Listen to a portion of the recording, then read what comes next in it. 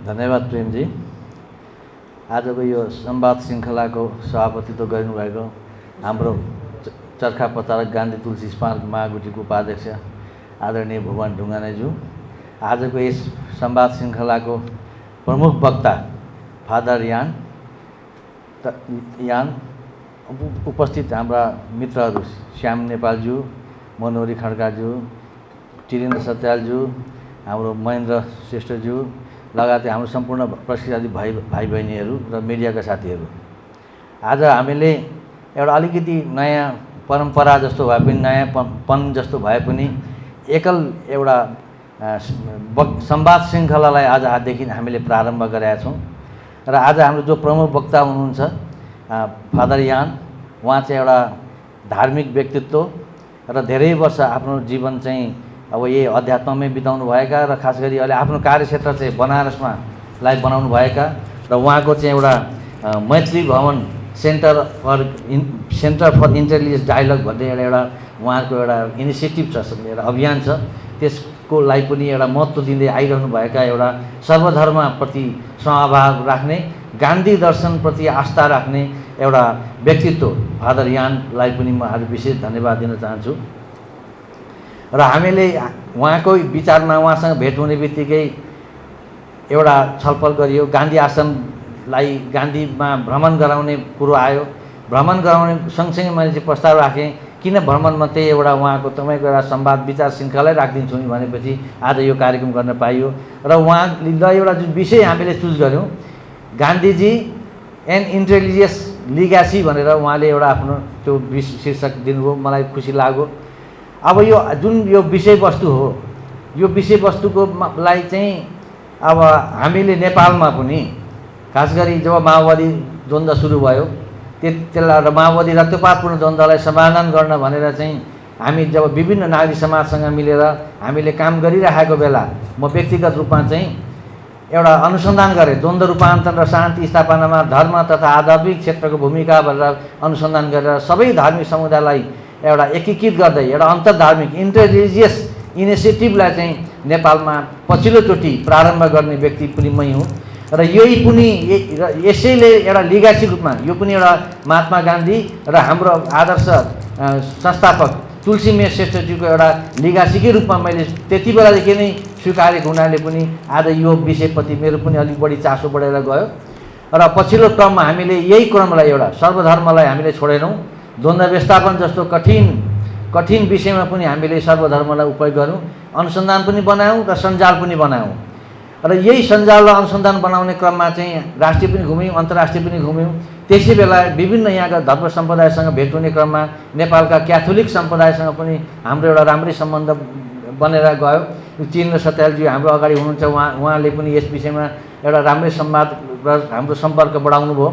र हामीले खास गरी द्वन्द्व व्यवस्थापनमा एउटा रक्तपातपूर्ण राजनीतिलाई चाहिँ शान्तिपूर्ण रूपान्तरण गर्ने क्रममा यो इन्टररिलिजियस यो अन्तर्धार्मिक एउटा सर्वधर्म समभावलाई जुन प्रयोग नेपालमा गऱ्यौँ पछिल्लो पटक, यो गान्धीजी र हाम्रो तुलसी बाबाको एउटा विचार र आदर्शकै एउटा निरन्तरता थियो भन्ने मलाई लाग्दछ।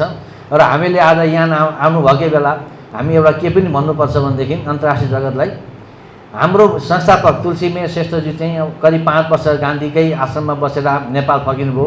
कुन बेला भन्दा जब नेपालमा पनि जहानीय राणा शासनको एक क्षत्रिय राणा शासन थियो जहाँ प्रजातन्त्र थिएन। त्यो प्रजातन्त्रको लागि उहाँले नै आफ्नो विचार व्यक्त गर्ने क्रममा अन्तिममा उहाँ के अरे विदेशिनु पर्यो र गान्धीमै गएर बस्नुभयो। उतातिर भारतमा ब्रिटिस उपनिवेशका विरुद्ध ब्रिटिसबाट स्वतन्त्र प्राप्तको लागि महात्मा गान्धीले आन्दोलन गरिनु भएको थियो भने नेपालतर्फबाट चाहिँ तुलसीमेर श्रेष्ठजीले पनि प्रजातन्त्र र स्वतन्त्रको लागि काम गर्नुभयो। र उहाँहरूको दुवैजनाको मिलन पनि नेपालको लागि एउटा ठुलो संयोग थियो। र अन्तिममा चाहिँ तुलसीमेरजीले जुन सेवा प्रारम्भ गर्नुभयो नेपालमा, यत्रो आदेश संस्था छ, यहाँ छ, जनकपुरमा छ, विराटनगरमा छ। र उहाँलाई पनि जुन सम्मान दियो भारत सरकारले चिनेर, त्यो सारा नेपालीहरूले गर्व गर्नुपर्ने कुरो छ। एउटा त्यसमा जवाहरलाल नेहरू इन्टरनेसनल अवार्ड चाहिँ हाम्रो संस्थापक तुलसीमेर श्रेष्ठजीलाई चाहिँ भारत सरकारले दियो। त्यो सम्मानमा के लेखिएको छ भने भागवतको एउटा श्लोक कोट गरेको छ क्या, न तो हुम कामै राज्यम न स्वर्ग न पुनर्भवन कामै दुःख ताप्तानाम प्राणी नामर्थ नाशनम। राजा रन्तिदेवको प्रसङ्ग आउँछ भाग श्रीमद् भागवतमा त्यति बेला ती राजा रज्जुवेद एउटा शासक प्रजालाई हित गर्ने शासकले भन्छन्, न त मलाई राज्यको कामना छ न स्वर्ग र पुनर्भवनको, मलाई मात्र मेरा दुखी जनताहरूको सेवा गर्नु नै मेरो एउटा उद्देश्य हो भन्ने त्यस्तो महान आदर्शको कुरो जुन श्रीमद् भागवतमा छ, त्यही आदर्शको कुरोलाई कोट गरेर भारत सरकारले चाहिँ हाम्रो तुलसीमय श्रेष्ठजीलाई सम्मान गर्नु चाहिँ सारा नेपालीहरूले गौरव मान्नुपर्छ। अर्थात् एउटा नेपाली व्यक्तित्वमा कस्तो आदर्श थियो भन्ने कुरो त्यो उहाँको पुरस्कार भन्दा पनि त्यो कोट गराएर त्यो श्लोकले चाहिँ अझ बढी सम्मान दिएको छ। त्यस्तो संस्था हाम्रो तुलसीमय श्रेष्ठ हो। त्यही कारण यो फादर यानसँग पनि हामीले के कुरो राख्दछौँ भने नेपालमा भएको संस्था भनेको यो पनि त्याग र आदर्शका व्यक्तिले स्थापना गरेको संस्था हो र त्यसलाई निरन्तरता दिने क्रममा आज हामीले इन्टरलिजियस अन्तर्धार्मिक एउटा सद्भावलाई पनि हामीले आजसम्म निरन्तरता दिइरहेछौँ। र यति भन्दै फेरि आज उपस्थित हुनुभएका सम्पूर्णलाई म स्वागत गर्न चाहन्छु र खास गरी समय दिनुभएकोमा फादर यानलाई र हाम्रा प्रतिष्ठाती भाइ बहिनी सबैलाई फेरि धन्यवाद दिँदै म आफ्नो भनाइ टुङ्गाउँछु। नमस्कार, धन्यवाद।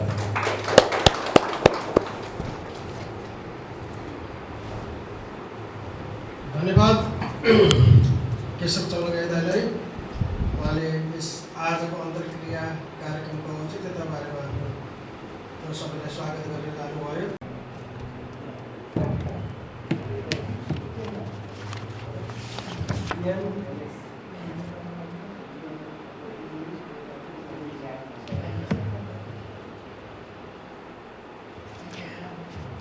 नमस्कार। म सबैभन्दा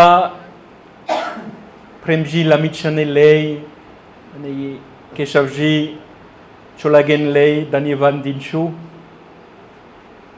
यो मेरो लागि यो ठुलो कृपा, महात्मा गान्धीको बारेमा प्रवचन दिन यो ठुलो कृपा हो। न केवल ठुलो कृपा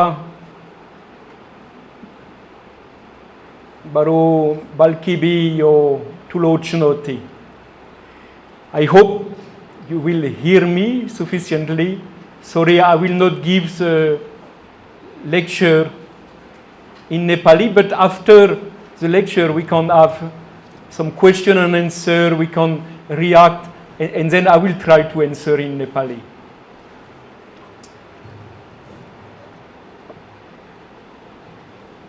Maybe allow me before starting this lecture, Gandhiji, an interreligious legacy, to tell you a few things that you will understand who is speaking to you and why this person, this query, is speaking to you about Gandhi. I was born almost 50 years ago in France, in Europe. But at the age of 21, I came to India. And since almost 30 years, my life has been deeply linked with India. And since 15 years, also with Nepal. In 2008, I was ordained a Catholic priest. But the church has not kept me in Europe. After completing my PhD, my doctorate, I was sent back to India. Previously, I had, as I told you, at the age of 21, I came to India. I was living in a slum of Chennai, Tamil Nadu, with fishermen.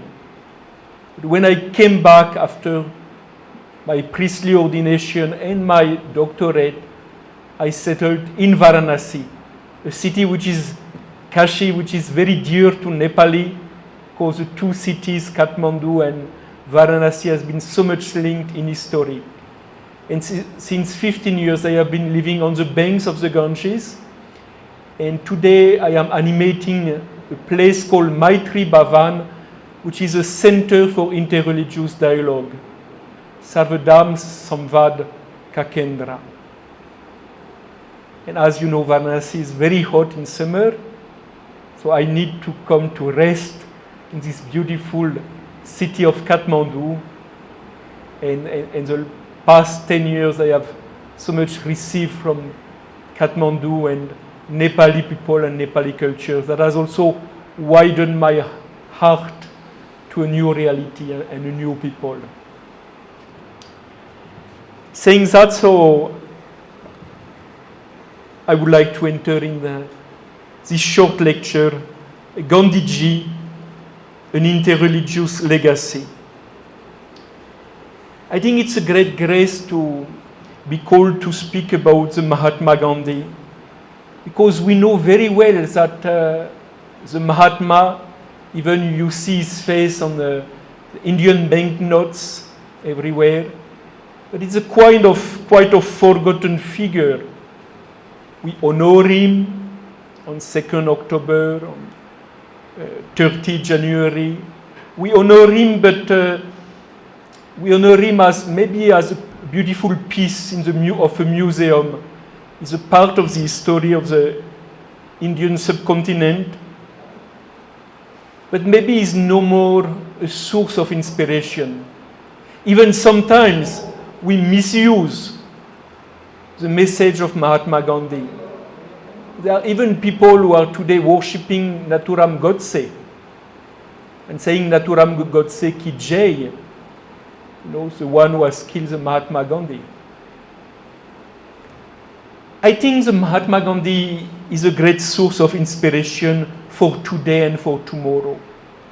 And maybe he's more famous today abroad than in India. Famous in the sense he's more inspiring for foreigners than for Indians. Recently we have celebrated the 90th anniversary of the Dalai Lama, and always the Dalai Lama has told how he was influenced by the Satyagraha of the Mahatma Gandhi. And it was said during those days of the 90th anniversary of the Dalai Lama that if in 1989 the Dalai Lama received the Nobel Prize for Peace, it was a kind, of repairing the fact that the Mahatma Gandhi never received the Nobel Prize. We know also that the Mahatma has influenced other foreigners like Martin Luther King, the great defender of the right of the Africans in America.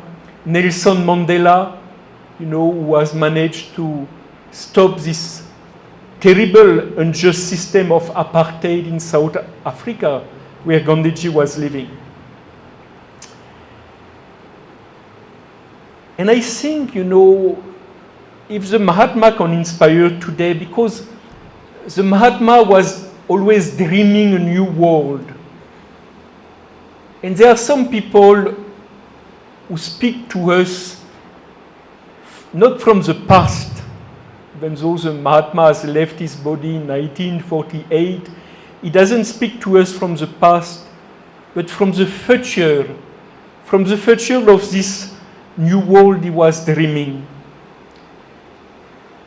And in his vision, and personally, I received so much inspiration from his interreligious or interfaith legacy. During this lecture, I will mention a little our life in Varanasi and the life of Maitri Bhavan, the Center for Interreligious Dialogue in Varanasi. Since 50 years, I've been trying to promote dialogue and understanding between all the religions, and there are so many living in Varanasi. But for me now, I would like to speak of the Mahatma Gandhi with two parts, two steps. First, I will come back on his life. I think all of us, we know his life, but I will stress how his life has been an example, a wonderful example of interreligious dialogue. That will be my first step. And the second step, I will try, from all this great adventurous life, inspiring life of the Mahatma, I will try to recollect some points which can help us to, not only to think, but to live interreligious dialogue. But let us come back to the life of the Mahatma with those glasses. The special glasses I will use is to see how this life can speak to us about interreligious dialogue and how the life of the Mahatma was at the crossroads of so many religions. As you know, the Mahatma Gandhi was born in Porbandar, Gujarat on the 2nd October 1869. and he died in New Delhi, was assassinated in New Delhi on the 30th January 1948. And this long life was a long life. I would like to come back to this life and look at this life as a progressive opening of the heart of the Mahatma, not only an opening of his heart and mind to the whole world, but an opening to the different religions. We know very well that Mahatma Gandhi was born in Gujarat in a Vaishnava Banya family. His mother was very devoted of Lord Vishnu, and from his very first years, he saw his mother praying, he heard about Ram, he heard about Krishna, and he had a very special link with Ram. But he was born only in a Hindu family, and he was dealing the first 19 years of his life only with Hindus, He had no experience of other religions. And the first opening, a first step, will come at the age of 19 years in 1888, when the Mahatma Gandhi will leave for London to pursue his study. He will become a barrister in London, his law studies in London. And coming to London, it was the capital of this great empire of which India was a part at that time, the British Empire. Coming in 1888 to London, the Mahatma will have an exposure to a greater world and a new world. 1 year after his arrival in London, he discovered the Sermon of the Mount. The Sermon of the Mount, it's a part of the Bible. It's very few, 3 chapters of the Bible in the Gospel of St. Matthew, and it is a kind of essence of the teaching of Jesus. So in 1889, the Mahatma started, because he met some Christian, he started to read the Bible, and many pages in the Bible he was bored, and sleeping, And always I say, if you Hindu, you want, often some Hindus said, Yann, we like to discover the Bible. Shall we start from the beginning? I said, no. You will get bored if you start from the beginning. But go, for example, to read one gospel. And it is, when the Mahatma started to read the Gospel of St. Matthew, this Gospel, that means it's a short writing about the life and teaching of Jesus. And especially when he arrived at what is called to the Sermon of the Mount, and then he was awakened, and he was so much inspired by this Sermon of the Mount. And this Sermon of the Mount, I will just come back and reading you 2 quotations, and you will understand why they were so inspiring for the Mahatma. But in the same time, the Mahatma was reading the Sermon of the Mount, a Christian text. He was rediscovering the Bhagavad Gita. So I don't think there is no need for me to introduce you to the Bhagavad Gita, the 18 chapters, which has been so influential to the Mahatma Gandhi. We even write a commentary called Anasakti Ashram. But reading in parallel the Sermon of the Mount and the Bhagavad Gita, he discovers the greatness of renunciation, tyag, of ahimsa, non-violence. And let me quote to you 2 verses of the Sermon of the Mount, chapter 5 in the Gospel of St. Matthew. Jesus said, "You have heard that it was said, eye for eye and a tooth for tooth." That was a kind of saying among the Jews that if they beat you, you have to revenge, and you have to beat the one who has beaten you. So you have heard that it was said, eye for eye and a tooth for tooth. But I say to you, offer no resistance to one who is evil. When someone strikes you on your right cheek, turn the other one to him as well. Don't answer to violence. break violence by offering yourself, even to the violence. Another verse said by Jesus, "You have heard that it was said, you shall love your neighbor, your friends, and hate your enemy. But I say to you, love your enemies and pray for those who persecute you, that you may be children of your heavenly Father.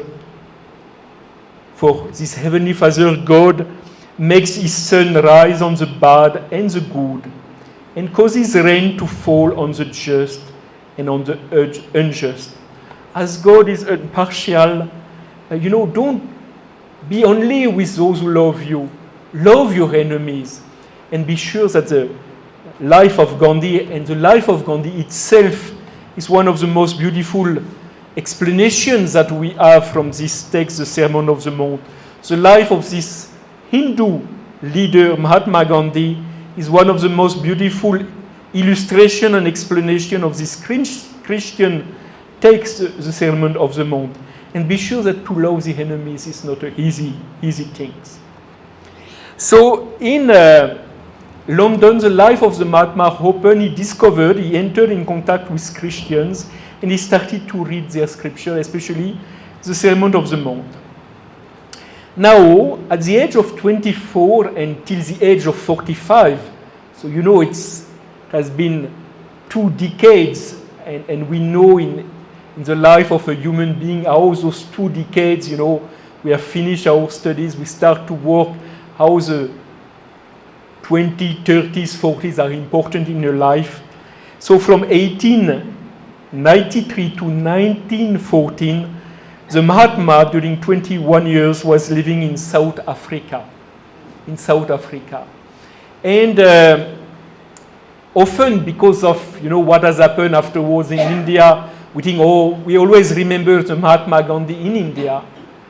But we must say that if the Mahatma has become precisely a Mahatma, a great soul, it is because of those 21 years in South Africa, those 21 years in South Africa, where he will develop all, his vision of Ahimsa, of Satyagraha.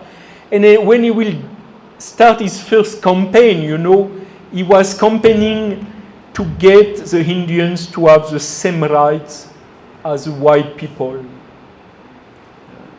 The black people, and I have spoken of Nelson Mandela, but also the Indian people were facing racism, segregation, rejection. And that will be one of the great work of Gandhi as a lawyer, to engage, in those campaigns, and he will be quite successful. I will not speak at length of those 21 years in South Africa, but what interests me is to see that since the beginning, the Mahatma Gandhi, a Hindu, was living with a Jewish couple. They were sharing the same house, Henry and Millie Pollack. And it's quite a challenge, a Hindu young lawyer and a couple of Jewish people, and then he will be in contact with Christians and with Muslims. There is something very beautiful in the life of the Mahatma, is his gift for friendship. The Mahatma had the special gift to make friendship with people so different, and different from his own background, as a Hindu Vaishnavite background. And through this friendship, he could attract disciples from all the walks of life. Here, I would like to quote, we are very fortunate because during the last decades, the Indian writer, historian Ramachandra Guha has written very huge books, but wonderful books full of details on the life of Gandhi. And there is one book that he wrote about Gandhi in South Africa, Gandhi before the Mahatma, I think the title he said. So I quote Ramchandra Guha. As a schoolboy, Gandhi befriended a Muslim classmate in Rajkot. As a law student in London, he shared a home with a Christian vegetarian. However, it was in South Africa that he more fully elaborated his unique spirit of ecumenism, of dialogue, we will say. This was religious ecumenism. Originally employed by Muslim merchants, Gandhi came to meet the Jewish, Christians, and Parsis and make them his friends. Gandhi was born and raised a Hindu, but yet not Hindu before him or since him had such a close, intense engagement with the great Abrahamic religion, knowing Judaism, Christianity, and Islam. He understood Judaism through a highly personal lens, through his friendship with Henry and Millie Pollack. I told you he was living with them, Kallenbach, and Sonja Schlesien. Those were Jewish friends of Gandhi in South Africa. Then, his interest in Christianity was both personal and theological. He was so much influenced by the Sermon of the Mount and also a book of the Russian writer Leo Tolstoy, The Kingdom of God is Within You. Judaism, Christianity, and then his relationship with Islam were partly personal but largely pragmatic and political. He had read the Quran, probably more than once, but was never really moved by in the same way as it was moved by the Gita or the Sermon of the Mount. He had some Muslim friend, but what concerned him much more, was the forging of a compact link between Hindus and Muslims, the major communities in the Indian diaspora in South Africa, as they were in India itself. So you see, Gandhi opening his heart, opening his life to the Jews through friendship, to the Christians through friendship and reading the gospel, and through Muslims who were also his companions of all his political campaign in South Africa. In 1910, in South Africa, Gandhiji founded the Tolstoy Farm. And the Tolstoy Farm was the first of the many ashrams that Gandhi has created and founded. We know very well two of those ashrams in India, the Sabarmati Ashram in Ahmedabad, and from the Sabarmati Ashram, he will start the salt walk, and he will go to Dandi. And then Sevagra Ashram, which is in Maharashtra. In those ashrams, Gandhi understood that to create, he had some followers, some disciples, but he had to form them as a satyagrahi, as people with a mind renew people. And I can say it was very challenging, He was challenging his disciples. The Brahmin disciples living in their ashram, he was saying to them, you go to wash the toilets as every people. There is no caste difference, He wanted to form them.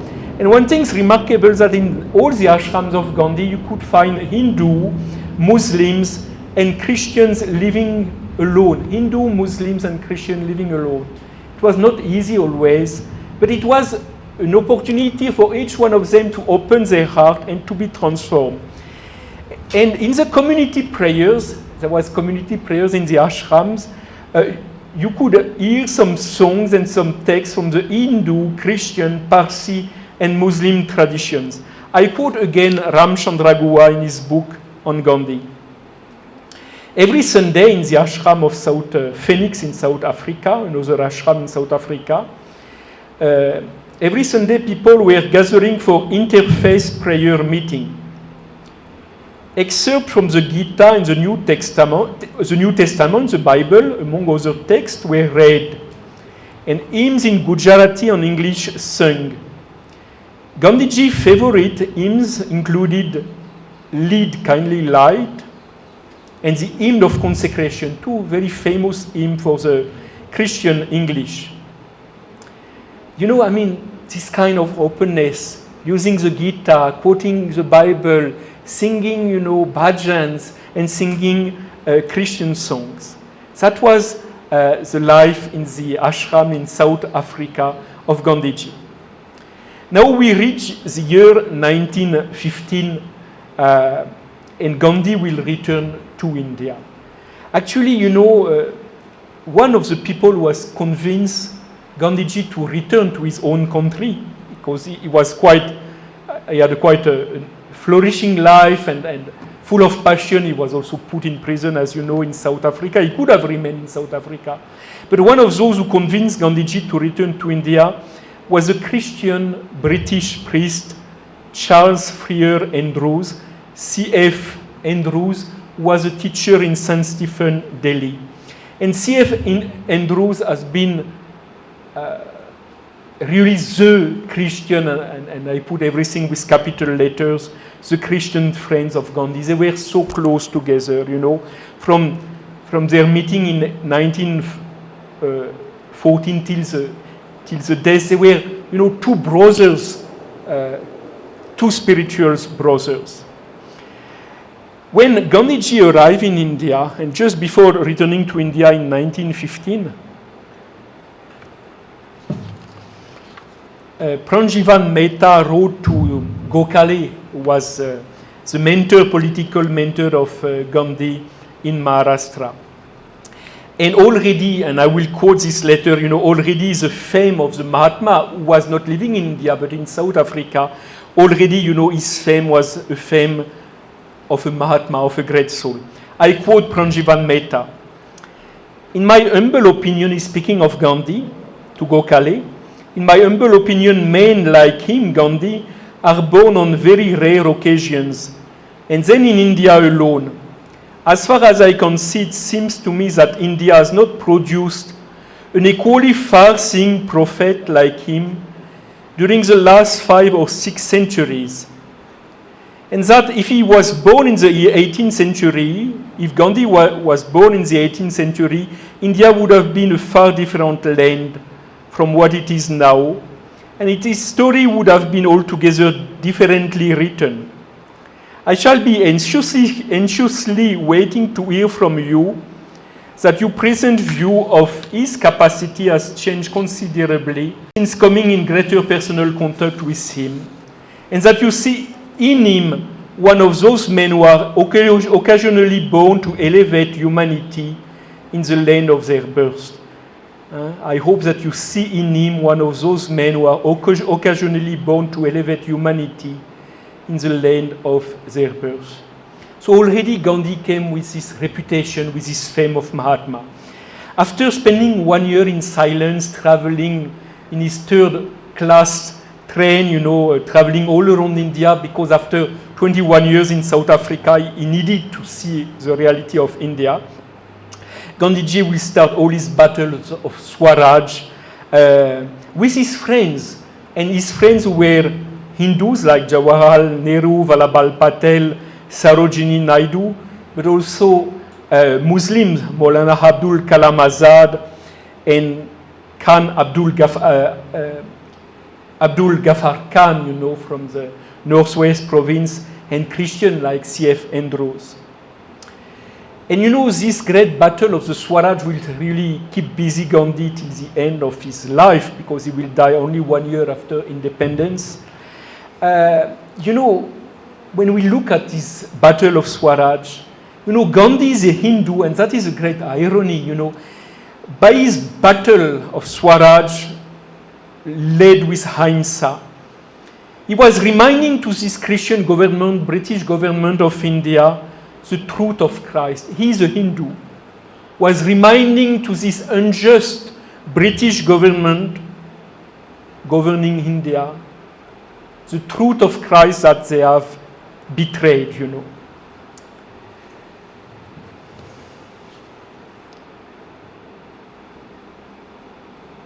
I will, as I told you, I will not come back all in detail in the life of Gandhi. There will be so much to speak about the Swaraj campaign, the Quit India campaign, his campaign for, you know, to promote and suppress intouchability, opening the temple.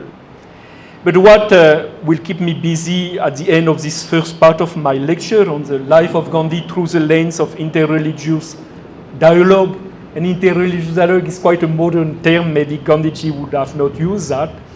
What will keep me busy is to see his last great battle, and the battle in which, you know, he will lose his own life. The battle for the reconciliation between Hindu and Muslims. Because for Gandhi, the Swaraj was not only to liberate India from the British clutches, but it was to create an independent state in which Hindus and Muslims will live together. And we know that he was defeated by the partition, he was defeated by the bloodbath. But he wanted an India independent in which Hindu and Muslims will live together. And indeed, during one of his many fasts, Gandhiji was fasting a lot. It was a part of his political campaign. In September 24, he was fasting in answer to Hindu and Muslim riots. Gandhiji was saying that, and I quote him, "I am striving to become the best cement between the two communities, Islam and Hinduism. My longing is to be able to cement the two communities with my blood, if necessary. But before I can do so, I must prove to the Muslims that I love them as well as I love the Hindus. My religion teaches me to love all equally. My religion teaches me to love equally." And here, in this last battle of Gandhi for the reconciliation of Hindus and Muslims, there are new people appearing. Muhammad Ali Jinnah, the father of Pakistan, with the Muslim League, but also Vinayak Damodar Sarvakar and the Hindutva, the RSS and the Hindutva, movement, and we know that Godse was among them. The situation, as you know, the Jinnah was promoting, and the British also were supporting the partition. In 1946, there were terrible riots in Calcutta. There are some photos that has been made by the American photographer Elizabeth Bourne, and you see all those corpses of dead Muslim, lying in the streets of Calcutta. And Gandhi started one of his most challenging and terrible fasts in 46. And at the breaking of his fast, Nehru said, "There is only one frail old man in our country who was all along stuck to the right path. We had all, sometimes or the others, strayed away from his path. In order to make us realize our mistakes, he undertook this great ordeal, this great fast." There was a retaliation after, the riot of Calcutta in Noakhali. Noakhali is a district of West Bengal. And then the Muslims started, to kill the Hindus. And then, this old Gandhi, 78 years old, I think, at that time, he started to learn Bengali. And he went walking with this group of Satyagrahi. He went walking from village to village in Noakhali, crossing all, you have all the canals of, the Ganges River, that is the delta of the Ganges. And he was going from door to door, gathering people, speaking of reconciliation. Now was Gandhi, he is a lonely pilgrim of peace, walking barefoot from village to village, appealing for good sense, stimulating courage, restoring confidence, reviving trust and love between Hindus and Muslims, so that the wounds could be bound up and men and women could live in friendship. He managed to bring peace in Noakhali, but in 1947, the independence of India and Pakistan was made through the partition, through this terrible vivisection. Vivisection is the term we use when we are cutting from a living body, a part of the body. So imagine I cut here my arms or my feet. That was happened to India. It was a bloody vivisection with the partition. 1 billion deaths. 1 million deaths. 15 millions of exile, Hindus from Pakistan going to India, and Sardar Sikhs and Muslims going to Pakistan. And the trains were attacked, ambushed, and people were all killed in the train. The train were reaching at the station, everybody was slaughtered and dead inside. And Gandhi was hearing that, you know, I mean, it was as if all his life, all his ideals were, everything was collapsing. And yet he had the desire to go to Pakistan, spend some time as a final act of reconciliation. I quote Gandhiji, what he was writing on the 2nd October 1947, 1 year before his death.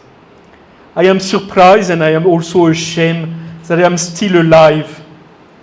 I am the same person whose word was honored by the millions of the country. But today nobody listens to me. You want only the Hindus to remain in India and say that none else should be left behind. You may kill the Muslims today, but what will you do tomorrow? What will happen to the Parsis and to the Christians and then to the British? After all, they are all Christians. He knew that violence called violence. And there is only one way to stop violence. And he knew that also from the example of Christ, not only from Christ. But on the cross, you know, Christ refused to answer to the violence. He offered himself. And he knew Gandhiji that somebody must be sacrificed to bring back unity.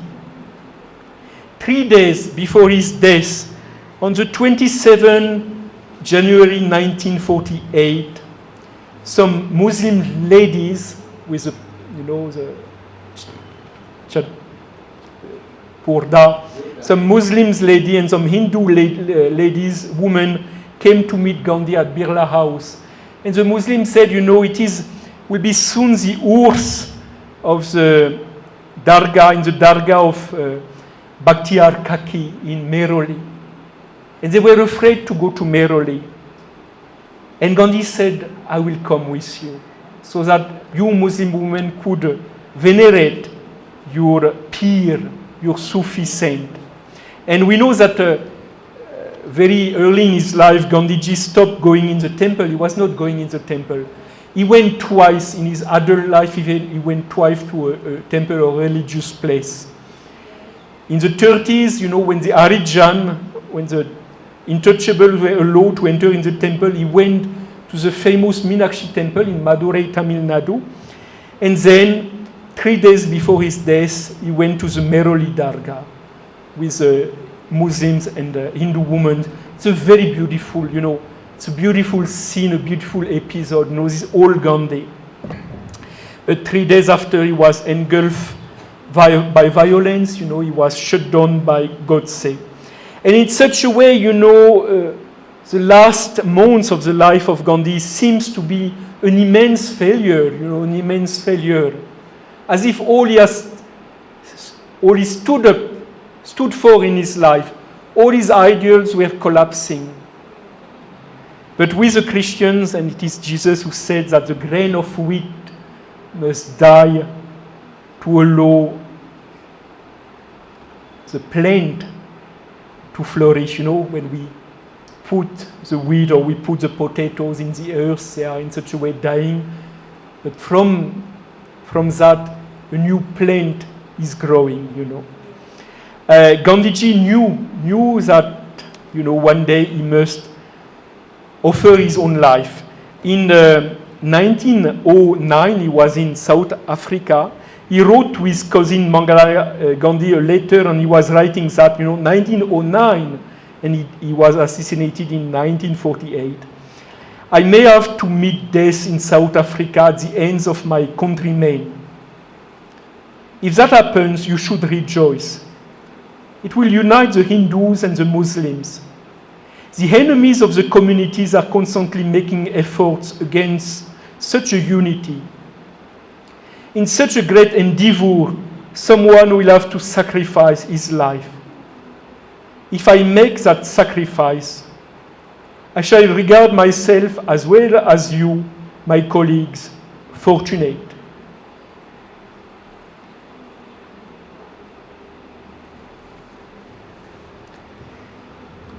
I think, coming back very briefly to the life of the Mahatma Gandhi, and especially, with this perspective of the different religion is linked with the different religion, is battle for reconciliation of Hindus and Muslims. I think that has refreshed your memory on the greatness of this Mahatma. And I would say it's a real source of inspiration for interreligious dialogue, For me personally, after 30 years, in India and Nepal, the last 15 years in Varanasi, at the crossroad, my life is so much united with Hindu friends, Muslim friends, Jain friends, Buddhist friends, Sardar, Sikh friends, and Christians. After, I've been called to animate and to run Maitri Bhavan, the House of Friendship, which is a center of the Catholic Church of Varanasi for interreligious dialogue. I feel a lot of inspiration in Gandhi. And I would like to stress with you just 4 points, how the life of Gandhi can inspire us. The fourth point, I call it out of the frog's pond. Amro biagutar ko talab bahira. Ami biagutar jastay. So yo sano talab bahira janu parcha. We have to go out of these small ponds in which we are so happy. Gandhiji wrote in Young India, he was running a lot of newspaper, Gandhiji. In Young India, in 1921, he wrote that, I don't want my house to be walled in on all sides, and my window to be stuffed, to be closed. I want the culture of all the lands to be blown about my house as freely as possible. The desire of Gandhi to open his mind to other culture, to other tradition, to the whole world, and especially to other religious traditions. And we saw how his life was an opening, always a greater opening to this huge world, wide world. But we, like the small frog, we like our small pond, And yesterday I was speaking, with a friend, he's a Christian, but he's coming from a Buddhist family here in Kathmandu. He said, oh yeah, we're the Christians in Kathmandu, we like to live only between Christians. And we could, I think, say also, I could ask you the question, how many friends of other religion do you have? So coming back to Kathmandu, how sad it would be if Christians live only within Christians and they don't have any contact with Hindus, with Muslims, with Buddhists. They don't receive, anything of the treasure that all those communities are carrying on, A city, a place like Kathmandu, there are very few places in the world when you have such a diversity of religion, diversity of culture, It's a very unique place.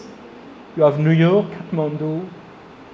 You have Varanasi, everybody is there, Those are, you have the World Heritage for the monument. Durbar Square is a World Heritage, Bhaktapur is a World Heritage. But I would say Kathmandu as such, because of this religious, cultural diversity, is the most precious World Heritage. And and Gandhi has accepted to be transformed by this meeting of other religion. He was born a Vaishnavite Hindu, but there were no Hindu like Gandhi was known so deeply, Christianity and also Islam. He was also influenced by Jainism. In his youth, Gandhiji was a devotee of the Acharya Srimad Rajchandra, who was a Jain Acharya. And we know what is the motto of Jainism, Ahimsa Paramo Dharma. And the Ahimsa developed by Gandhi was highly influenced by Jainism. I told you how the Sermon of the Mount, love your enemies. If they strike you on one cheek, give the other cheek. How the Sermon of the Mount has influenced Gandhi. So how we, the question asked by the life of Gandhi is that, are we ready to be transformed, to live in a greater humanity? Or do we want to remain like small frogs, living with people like us? But we are just making our life very poor, Especially, when country like Nepal, we live in such beautiful diversity. That is what we are trying to live in Varanasi, in Maitri Bhavan, Every month we have those meetings gathering Hindu, Muslims, Christians. We take a topic, for example, last year we took a topic, women and religion. And I said, men are invited, but you sit and you listen quietly. Today only women will speak. We had a Hindu woman, the principal of Basant College for Women. We had a Muslim social worker. We had a Tibetan Buddhist nun. We had a Catholic nun. And we had a Baha'i. And those women were speaking together. And it was so enriching, Every month after those meetings in Maitri Bhavan, we feel our life is greater, our life is richer. And so that is the second point I would like to stress in the message of Gandhi, this heritage, an interreligious heritage. The second point is to be enriched and transformed by the treasures of other tradition, and especially other religious tradition, to be enriched and transformed. We have seen how the Sermon of the Mount has, awakened Gandhi to this ideal of non-violence, of what we have called passive resistance, the satyagraha, but it was translated in English passive resistance, but it was very active. Gandhi was very active, but he didn't want to indulge into violence. So there was all his disobedience, political disobedience campaign, Love your enemy, But also reading the other scripture, he was enriched. Let me quote what he was saying in his, there is a book called From Yerava Mandir, the letters from his ashram. So Gandhiji was saying that. When I was turning over the pages of the sacred books of different faiths for my own satisfaction, I became sufficiently familiar for my purpose with Christianity, Islam, Zoroastrianism, Judaism, and Hinduism. In reading this text, I can say that I was equiminded towards all faiths, although perhaps I was not then conscious of it. Refreshing my memories of those days, I do not find I ever had the slightest desire to criticize any of those religions merely because they were not my own, but read each sacred book in a spirit of reverence and found the same fundamental morality in each. Some things I didn't understand then and do not understand even now, but experience has taught me that it is a mistake hastily to imagine that anything that we cannot understand is necessarily wrong. Something which I did not understand first have since become as clear as daylight. You see, Gandhi making the effort not only to open the books, but to try to understand and not to judge. Always I say to Christians, if you look only in the statues of Hinduism and you say, oh, that is idolatry, in the Bible it says you shouldn't worship statue. I say, you have not understood anything of what is Murti Puja of Hinduism. Make a big effort to understand the other, his own faith, his own way of thinking. And I would say, when I read this letter of Mahatma Gandhi, I see my own life in Varanasi. I have learned Sanskrit to be able to read the Bhagavad Gita not only in English, but in Sanskrit to appreciate, the beauty of those words, They're so beautiful in Sanskrit, to read the Upanishad in Sanskrit. I would love to have more time, maybe more life to know Arabic, to read the Quran, or to be able to know Pali or Tibetan, to read the Buddhist text, to know Prakrit, to read the Jain text. Because, like Gandhi, I've been so much enriched, all those sacred texts, They are treasure not only for their own believers. The Bible is not only the property of the Christians, but it's a treasure for the whole world. The same for the Bhagavad Gita, you know. The same for the Dhammapada or whatever, you know. All those scriptures, you know, are leading us to the truth. And we remember that for Gandhi, God is truth and truth is God. So the second point, to be transformed and enriched by the treasure of the other. Before going to the third, penultimate point, you know, I would like to, some of us, we know Damodar Gautam. He was the president of Nepali Vishwa Hindu Parishad. It's a wonderful man, Damodar Gautam, Hindu Nepali. When you go to his place, he has a beautiful library and he kept the books very preciously. And you have all this, he's a Hindu, you have all a section with a Christian Bible, all a section with a Muslim Quran. And then, and same for Buddhism, you know. And he spends so much time reading the scripture. He has even written a beautiful book in Nepali, you know, saying what he has received from every tradition. You know, Damodar Gautam is really remind us, you know, the Mahatma Gandhi. So, first point, out of the frog's pond. Second point, to be transformed and enriched by the treasures, spiritual treasures of the other traditions. Third point, a challenging friendship. You know, I mean, the problem of the small pond of the frogs that we live only with people same like us. We're speaking of the Christian of Kathmandu, those are living only with Christian, but I'm sure that Hindu people in Kathmandu who have never met a Muslim or a Christian, and the same for Muslims. For Gandhiji, Gandhiji had the gift to make friendship. He was such a lovable man, you know, that people wanted to friend with him. But friendship was not, for him, for Gandhi, friendship was not to be with people thinking in the same way. You know, friendship was to challenge the possibility to be not, to challenge the possibility to live a certain descent. And you know, with Charles Frere's Andrew, his great Christian friend, many times there was a dissent. They were the best friends of the world, you know. And I will end reading some letters of C.F. Andrews. But they were dissenting on a particular point that, you know, Gandhiji had great respect for Christ, but he was very suspicious with the Christian on the question of conversion. He was critical of Christian missionary efforts in British India. You know, all those foreigners coming to India as pastors. He was very critical of them because they mixed medical or education help.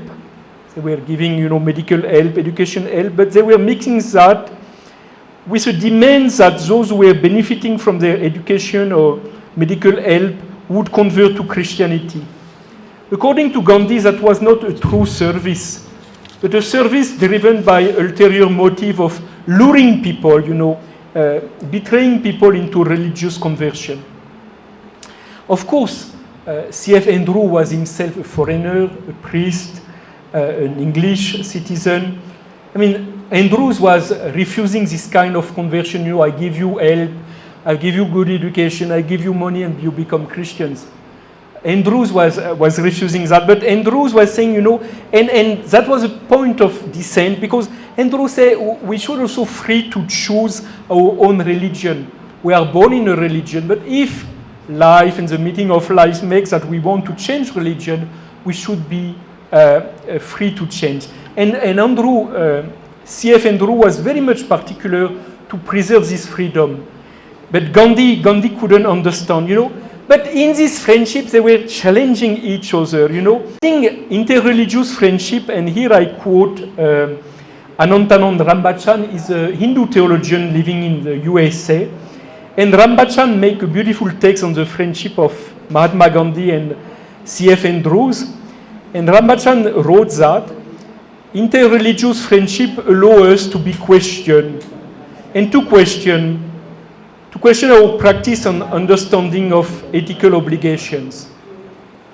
Friendship is deepened when it permits such mutual questioning and opens the possibility for ethical growth and transformation. No, I mean, if you have a good friend, the good friend should be able to challenge you. And the more we are different, maybe the greater the challenge here.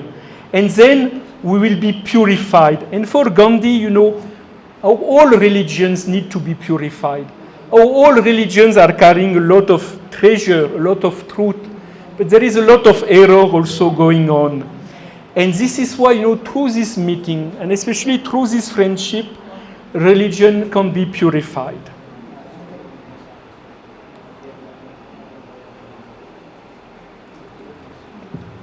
My last point, and I'm reaching to the end. You know, I think what we can see in the Mahatma Gandhi, what he's teaching us is to live this friendship with other believers as an emulation of holiness. Those who are making sports, you know, those who are playing cricket or whatever sport you practice, you know, if you want to be a very good cricket player, you need a very good adversary, a very good opponent. You know, if they are not of your level, or better, if your opponent has not a better level than you, you won't be attracted to overcome and to progress, you know. And so that is what Gandhi was saying, you know, the meetings of religions not only will purify the religions, but lead the religion to give the better, the best they have, you know. This is why if we remain only with people of the same religion, we are become sluggish and we don't give the best one. Remember, the best sportmen, sportwomen need a very good adversary, And that was, you know, that has been, I think, you know, the story of the friendship of Gandhi with C.F. Andrews, of the Hindu Gandhi with the Christian C.F. Andrews, you know. Their friendship, challenging friendship, has led both of them to give the best of them. And after the death of Gandhi, C.F. Andrews wrote that in his beautiful testimony. Our hearts met from the first moment we saw one another, and they have remained united by the strongest tide of love ever since. They have remained united by the strongest ties of love ever since. To be with him, Gandhi, was an inspiration which awakened all that was best in me and gave me a high courage, enkindled and enlightened by his own courage, you know. The courage that was enkindled, enlightened in C.F. Andrews was enkindled and enlightened by the courage of Gandhi. You know, I mean, the beauty of this friendship. We know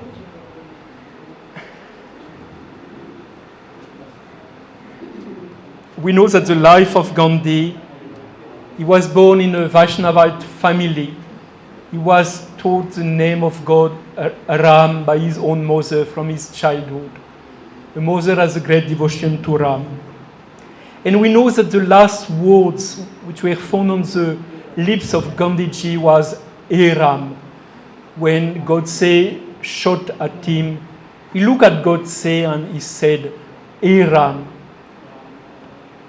This Ram, the beloved Ram, is at the beginning of the life of Gandhi and at the end. And we know that during the last month of his life, Gandhiji was speaking of the Ram Rajya. Today, the Ram Rajya has many meanings, and politicians are adding their own meanings to the Ram Rajya. For Gandhiji, the Ram Rajya, and he was influenced by the Ramcharitamanas of Tulsidas Goswami. The Ram Rajya was this utopian kingdom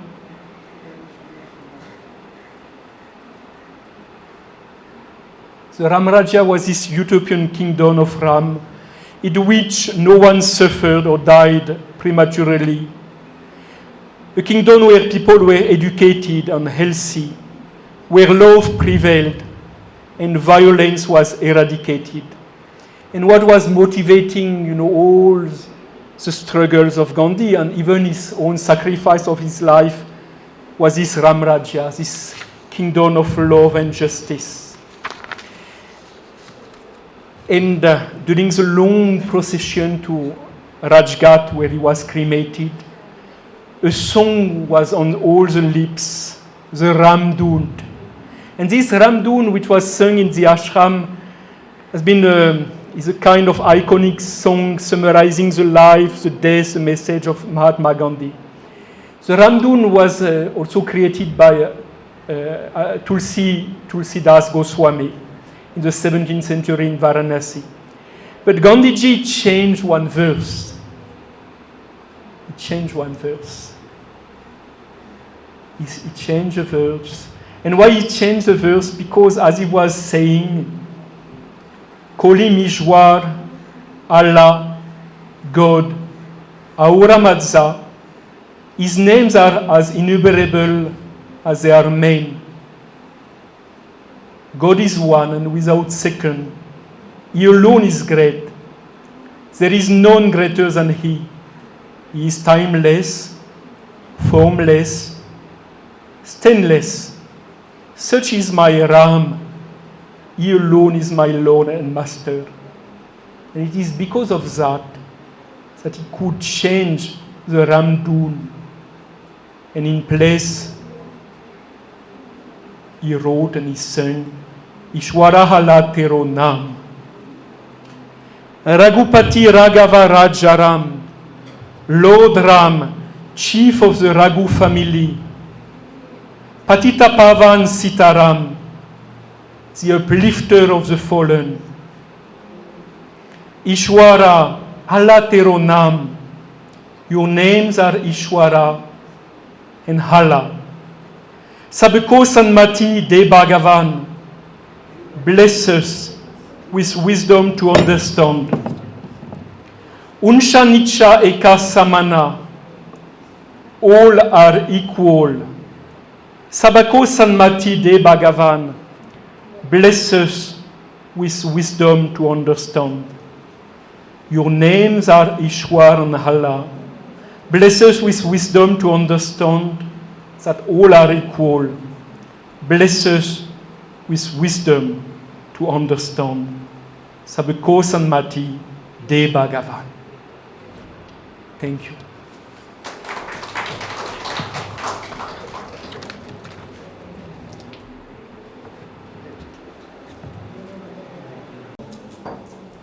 Nepal चरखा प्रचारक गान्धी तुलसी स्मारक महागुठीको आयोजनामा centre for dialogue dimension development सहआयोजक भएर यहाँ आयोजना भएको एउटा विशेष कार्यक्रम जसमा हामी आज गान्धी तुलसी र अन्तर्धार्मिक संवादका सन्दर्भमा यहाँ डाक्टर हाम्रो चाहिँ पाहुना यहाँले केही लेक्चर राख्नु भएको छ र हामी सबैजना यो कार्यक्रममा उपस्थित भएका छौँ। म आदरणीय भुवनजी वडाध्यक्षज्यू, हाम्रो यस आश्रमका डाइरेक्टर, हाम्रो पाहुना यान लगायत मेरो आदरणीय दाइहरू सबैजना देखिरहेको छु र हामी सबै गान्धीको फिलोसफी र गान्धीको त्यो जीवन पद्धतिलाई अगाल्न र प्रतिबद्ध भएको समूह नै आज यहाँ छौँ। म यस सन्दर्भमा सबैप्रति हार्दिक नमस्कार र जय नेपालको न्यानो अभिवादन टक्राउँछु। स्वीकार्नुहोस्। नमस्कार जय नेपाल। म हार्दिक स्वागत गर्न चाहन्छु। I would like to heartly welcome you over here in this August meeting and for your very important deliberations over here regarding the Gandhi Tulsi and Interreligious Legacy. मलाई धेरै कुराहरू केही भन्नु छैन। हामी सबैले बुझेको जानेको र आज हामी यत्रो पवित्र ठाउँमा यहाँ छौँ जहाँ गान्धीका ती सबै विचार सिद्धान्त र आदर्शहरूलाई यो ठाउँले सधैँभरि बोकिरहेको छ। यो आश्रम महागुठी जुन छ यहाँ र उहाँका ती नै आदर्शहरूलाई जनमानसमा फैलाउने कसरी यो समाजलाई अहिंसात्मक बाटोमा हिँडाउने, कसरी समाजलाई शान्तिको बाटोमा हिँडाउने, कसरी हामी सबैले आफ्ना कर्महरूमा यो सत्य र अहिंसालाई व्यवहारत उतारेर अगाडि बढ्ने र हाम्रो जीवनलाई सुखमय बनाउने, अन्ततः यो कुराको प्रवर्धनका लागि गान्धी यो तुलसी आश्रम मार्फत विशेष गरी नेपाल चरखा प्रचारक गान्धी तुलसी स्मारक महागुठीले देशभरि नै विविध कार्यक्रमहरू गर्दै आएको छ र यहाँ पनि यो आश्रम मार्फत हामीले धेरै त्यस्ता कार्यक्रमहरू बेला बखत आयोजना गर्दै आएका छौँ। मैले केही भन्नु पर्दैन, उहाँले भन्नुभएको जस्तो एउटा ह्युम्यानिटी, आई थिङ्क मानवता चाहिँ मोस्ट इम्पोर्टेन्ट थिङ हो संसारमा। आफ्नो धर्मप्रतिको एउटा निष्ठा, आस्था, त्यसलाई हेर्ने दृष्टिकोण बुझ्ने, हिजो कुनै भूगोल परिस्थिति विविध कारणले आफ्नो ठाउँबाट यस किसिमको प्रादुर्भाव भयो, त्यसलाई त्यो समूहहरूले आफ्नो ढङ्गले त्यसलाई चाहिँ आफ्नो एउटा जीवन पद्धति बनाउँदै लिएर गएको परिस्थितिमा गान्धी एउटा धेरै हिन्दूहरूको बिचमा जन्मिएर त्यो परिवारबाट हुर्किएर जुन उहाँले शिक्षा र दीक्षा पाउनुभयो र जीवनमा जुन खालको अनुभवहरू लिनुभयो, एउटा महान भारत, ठुलो एउटा भारत चाहिँ नि मुस्लिम र हिन्दूहरूको बिचमा जुन एउटा द्वन्द्वहरू समाजमा विद्यमान थियो त्यसलाई कसरी न्यूनीकरण गरेर एउटा मानवतामा समाजलाई बातको सिद्धान्तमा समाजलाई लिएर जाने भन्ने कुरामा सबै आफ्ना सुख र सुविधाहरूलाई त्यागेर एउटा सिम्प्लिसिटीमा एकदम आफ्नो जीवनलाई अगाडि लिएर गएर अरूका लागि पनि उदाहरण प्रस्तुत गर्दै महात्मा गान्धीले जसरी योगदान गर्नुभयो त्यो आज सबैका लागि स्मरणीय छ। हामी सबैले त्यसबाट सिक्ने र लिएर जाने र आफ्नो जीवनमा अँगाल्ने कुराहरू धेरै छन्। म पढिरहेको थिएँ, ट्रुथ एन्ड अहिंसा विल नेभर बी डिस्ट्रोइड। यस्तो चिज हो, सत्य त्यो कहिले मर्दा पनि मर्दैन, कहिले हराउँदा पनि हराउँदैन र अहिंसा पनि त्यसले सधैँभरि पोजिटिभ कन्ट्रिब्युसन मात्रै गर्छ। नन भायोलेन्सले नेगेटिभ कन्ट्रिब्युसन गएको काहीँ छैन। बरु हेऱ्यो भने जीवनमा उहाँले साराको लागि एउटा चाहिँ नन भायोलेन्सलाई को एउटा चाहिँ फिलोसफीलाई अगाडि बढाएर त्यो बाटोमा हिँड्नलाई उहाँले चाहिँ प्रेरित गर्दै गर्दा जीवनको अन्ततः कि अतिवादी सोच भएको शक्तिहरूले को उसमा आएर उहाँको सबभन्दा अनन्य प्रिय पात्र नाथुराम गोडसेले नै हिंसात्मक बाटो सम्हालेर उहाँको जीवनको इहलीला समाप्त गरिदिनु भयो। एउटा फ्याक्ट कहिलेकाहीँ हेर्दाखेरि के देखिन्छु, मैले वासुदेव कृष्णको पनि यसो पढेँ।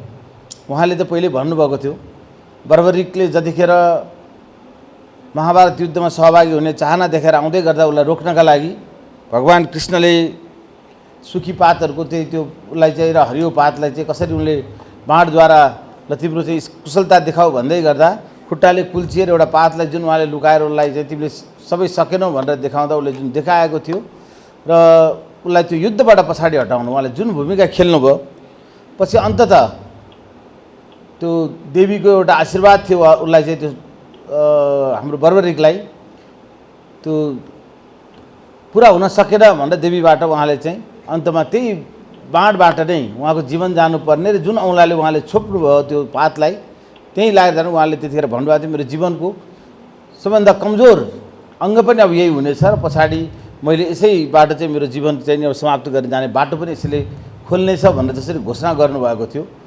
उहाँले कृष्णले जसरी एउटा सत्यका जितका लागि, ट्रुथको लागि, असत्यलाई जिताउन, अधर्मको परास्तका लागि त्यहाँ बर्बरिकलाई त्यो खालको एउटा घटनामा उहाँ सहभागी हुनुभयो र त्यसको परिणाम उहाँले भोग्नुभयो। यहाँ महात्मा गान्धीले त्यसै गरी हिंसाको बाटोमा हिँड्न खोज्ने धार्मिक र अन्य खालका शक्तिहरूलाई जीवनभर अहिंसाको बाटो सिकाएर त्यो पथमा हिँडाउन खोज्दै गर्दा त्यो प्रयासमा उहाँले अगाडि बढाउँदै गर्दा उहाँले हिन्दू राज्य घोषणा नगरेर भारतलाई जुन खालको एउटा चाहिँ नि ठुलो एउटा हिंसा हुन सक्ने समय अहिले हेर्दाखेरि पाकिस्तान र भारत टुक्रियो, सबै त्यो कारणले उहाँमाथि कतिपय कुराहरूको आरोप पनि लाग्छ क्रिटिकल्ली हेऱ्यो भने। तर उहाँले गरिदिएको भए के हुन्थ्यो भने यसो सोचेर हेऱ्यो भने कति ठुलो हिंसा त्यो समाजमा हुन्थ्यो होला त्यतिखेर हामी अहिले कल्पना पनि गर्न सक्दैनौँ त्यो कुराहरू।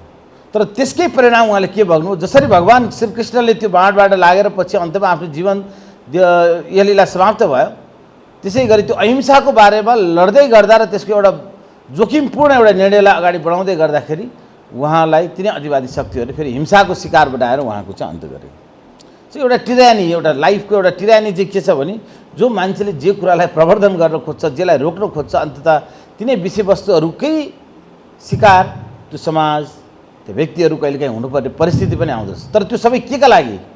उहाँको जीवन त गयो, तर उहाँले दिएको सिद्धान्त र आदर्श त आज जिउँदो छ नि त। भगवान श्रीकृष्णको पनि लीला त समाप्त भयो। भगवान त सधैँभरि अझ अमर हाम्रो विश्वास त्यही छ। तर उहाँले देखाउनु भएको त्यो सत्यको बाटो, अधर्मलाई त्याग गरेर धर्मको बाटो अँगाल्ने कुरा, त्यो गीताको ती शिक्षाहरू, सार शिक्षाहरू त आज हामी सबै अँगालिरहेका छौँ नि त। त्यतापट्टि त एउटा ठुलो मानव समुदायको भक्ति र त्यसप्रतिको समर्थन, त्यसप्रतिको अपनत्व त छ नि त।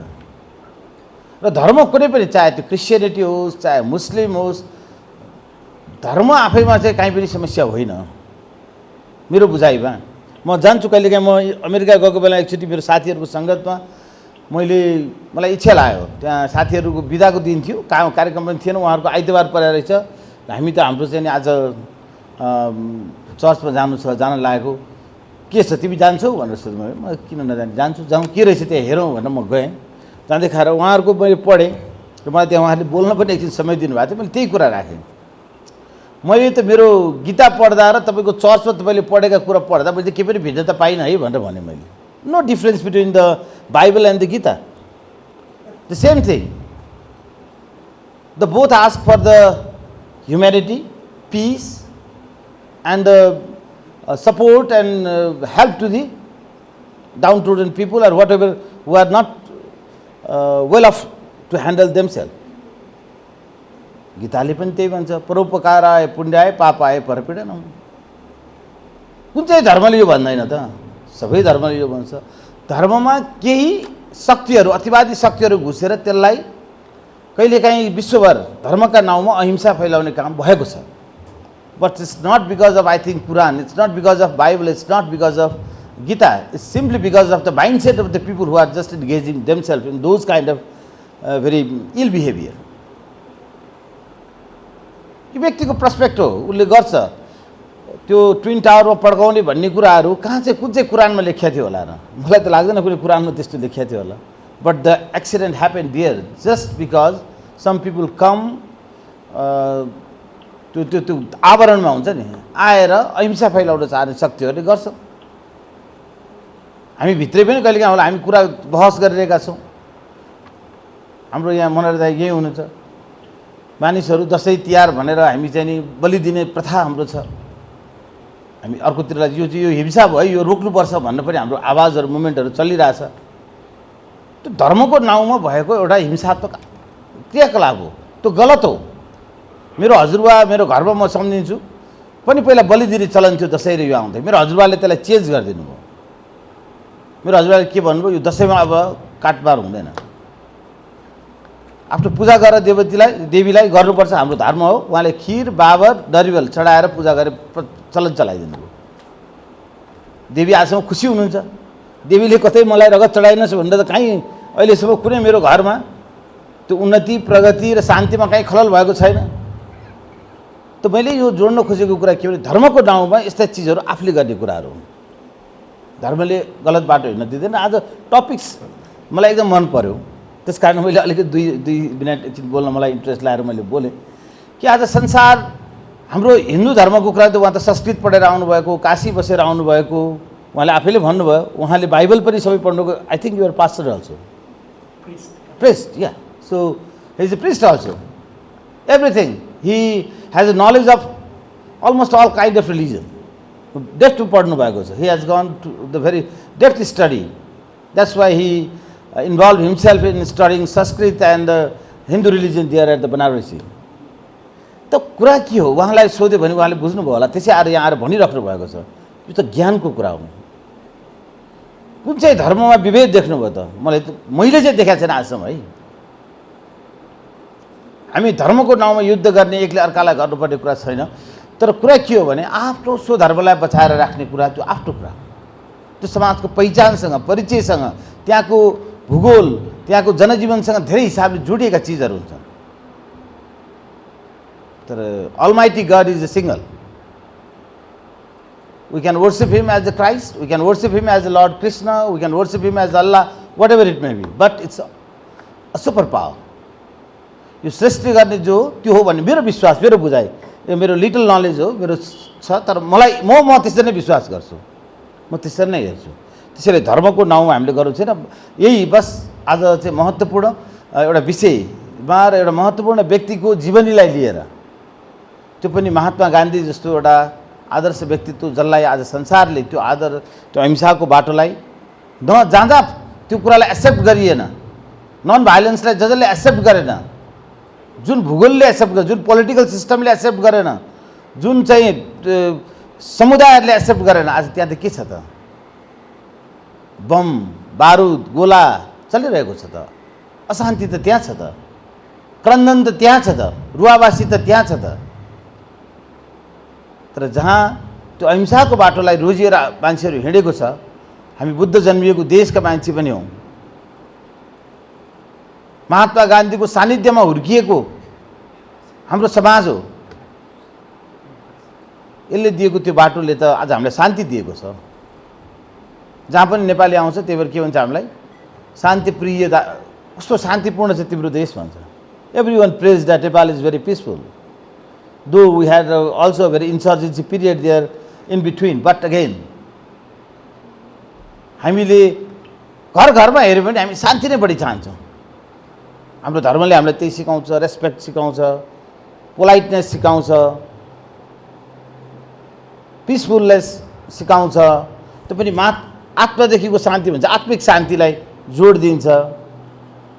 भनेपछि हामी यस्तो परिवेशमा हुर्किएर आएर यो गरेर आज त्यो व्यक्ति जसले आफ्नो जीवन, आफ्नो सारा सुख सुविधालाई त्यागेर समाजलाई एउटा अहिंसाको बाटोमा हिँड्न सधैँ प्रेरित गर्यो महात्मा गान्धी, उहाँको बारेमा। र उहाँले धर्ममा उहाँको एउटा चाहिँ नि के छ भन्दा, उहाँले लेजिटिमेटली यदि हिन्दू धर्म चाहिँ हो भनेको भए त्यतिखेरको समाजमा त्यो डिसिसन हुन्थ्यो।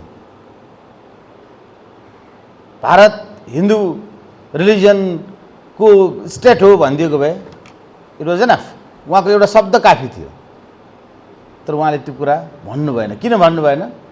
एउटा पक्ष त खुसी हुन्थ्यो, तर त्यसले त्यो सिङ्गो भारतवर्षलाई कति फेरि चाहिँ नि जसरी चाहिँ नि महाभारत युद्ध हामीले खेप्नु पऱ्यो, अर्को एउटा युद्ध लामो समयसम्म जान सक्ने, त्यसले अहिंसा फैलाउन सक्ने सम्भावनालाई हेरेर नै उहाँले त्यो कुराहरूले रोक्नु भएको हो नि त। र त्यो त्यतिखेरको समाजको परिवेशको लागि मात्रै भएन, यो त अहिंसा र सत्य त आज हामीलाई सधैँभरिलाई चाहिने चिज रहेछ नि त। हामी त्यसलाई अँगालौँ। म पुनः एकपटक धन्यवाद दिन चाहन्छु हाम्रो चाहिँ आयोजक संस्था नेपाल चरखा प्रचारक गान्धी तुलसी स्मारक गुठी, हाम्रो मेरो आदरणीय भुवन भाउजू पनि आज यहाँ चाहिँ संयोगले भेट्न पायो, मलाई अत्यन्त खुसी लागेको छ।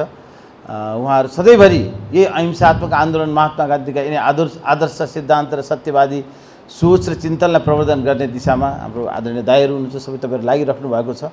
र आज यति विदेशी पाहुना हाम्रो चाहिँ नि लाई यहाँ सँगै बोलाएर यति महत्त्वपूर्ण विषयमा उहाँले आफ्नो डेलिब्रेसन यहाँ राख्नुभयो, स्पिच दिनुभयो, हामीले सुन्यौँ, केही त्यसबाट बुझ्ने ग्रहण पायौँ। यहाँबाट यति मात्रै बुझौँ उहाँको जीवन कति सादगी देखिन्छ, जीवन आफैमा सादगी छ, simplicity, real follower of Mahatma Gandhi it looks like, हैन? उहाँको ओजलाई हेर्नुहोस्, तेजलाई हेर्नुहोस्, he is very silent, peaceful, उहाँको माइन्डमा कहीँ छटपटाहट म देखिरहेको छैन। Because of the acceptance of the truth and the अहिंसा, आई थिङ्क त्यो नन भाइलेन्सलाई उहाँले अँगाल्नु भएकै कारणले, त्यो सत्यलाई उहाँले चाहिँ नछोड्नु भएकै कारणले, त्यसमा अविचलित लाग्नु भएकै कारणले, त्यसको अनुन्यायी भएकै कारणले नै आज उहाँ त्यो शान्त देखिनुहुन्छ एकदम। जोसुकै तपाईँ हेर्नुहोस् महात्माहरू किन शान्त देखिन्छन्, किन त्यो ओजस्वी देखिन्छ, किन भन्दा उहाँहरूमा त्यो खालको सत्य र अहिंसालाई सधैँभरि उहाँले ग्रहण गरिरहेको हुन्छ। सो हामी पनि त्यस्तै बन्नु छ भने हामीले अँगाल्नु पऱ्यो त्यो बाटो। म यसका लागि अनुरोध गर्दै पुनः हाम्रो पाहुना यान, I think is from French end you work there at you are staying there at US, what? France, Varanasi. Now he is not only the Christian, he is a semi-Hindu also. He is a humankind promotional personality. Yes, that's great. एउटा हिंसालाई नियन्त्रण गरेर अहिंसाको बाटोमा हिँड्नलाई सबैलाई प्रेरित गर्ने एउटा व्यक्तित्वको रूपमा उहाँले आफ्नो अगाडि बढाइराख्नु भएको छ। त्यस्तो व्यक्ति आज हामीले यहाँ पायौँ। मैले पनि उहाँबाट केही सुन्ने अवसर पाएँ। मैले आफ्नो जीवनमा त्यसलाई एउटा महत्त्वपूर्ण अवसरको रूपमा लिँदै यो समय र अवसरका लागि धन्यवाद दिँदै कार्यक्रमहरू यो जनप्रतिनिधि भएपछि धेरै हुने रहेछ। अनि फेरि आयो गयो फुत्त आफूलाई अप्ठ्यारो त लाग्छ। प्रेमजीले धेरै जोड गर्नु एकछिन त आइदिनुहोस् न भनेर मैले फेरि महात्मा गान्धीको यति राम्रो विषयमा उहाँ पाहुनाले बोल्ने कुरामा पुरै सुन्न पाउँछु भनेको छुट्टी अलिकति पाएँ मैले चाहिँ केही जानै पर्ने भएको हुनाले हजुरसँग पछि फेरि हामी अन्य कार्यक्रममा जोडिने नै छौँ। म उहाँलाई पुनः स्वागत र धन्यवाद दिँदै हाम्रो भुवन भाउजूलाई पनि एकदम हार्दिक अभिवादन अभिनन्दन गर्दै यहाँ सबैलाई अभिनन्दन गर्दै मेरो भनाइलाई यहीँ टुङ्ग्याउँछु। सत्य र अहिंसाको बाटोमा लाग्ने प्रेरणा हामी सबैलाई सधैँभरि मिलिरहोस्। Very nice, very nice. When we had started the interreligious movement in Nepal, that time the mass insurgency was going on, yeah. So I had to complete the one research, role of religion and spirituality in peace building process. So during this research, within the 12 days, I completed the research, and I mentioned the good verses of the Bible, good verses of Quran, good verses of the Tripitaka, and the good verses of the Veda, yeah. But I completed. And now till date also these are acceptable also, there is no controversy. And something I had quoted one thing about the present situation of the Christianity. Jawaharlal Nehru has written in his book, nowadays, he has quoted that nowadays Mahatma Gandhi is very near to the Jesus rather than the Christians, because he has little bit complained about the Christian institute. One thing. And second thing is some legal verses is clear that situation of the conversion, many peoples, many Christian communities and international community also, they have some misunderstanding about the religious freedom, yeah. Because United Nations also mention right to propagate, yeah, right to propagate, to guarantee the religious freedom, not right to conversion, yeah. But some Christian community and some international community also try to convince to the other people that religious freedom is the religious conversion. So this is not good. But and I think it should be debatable. And Indian Supreme Court has given the one the decision, good decision in 1977, yeah, when the India was declared the secular country. In the amendment, with the amendment of the constitution by the Indira Gandhi. After that, one Christian pastor has applied to the court that India should be provided the right of the conversion. So Indian Supreme Court has denied, yeah, and he's clearly mentioned that in his verse, court verse, clearly Supreme Court has said, right to propagate is not allowed to forceful conversion which may disturb the social order. So in this contest, in this court contest, what is your opinion? Thank you.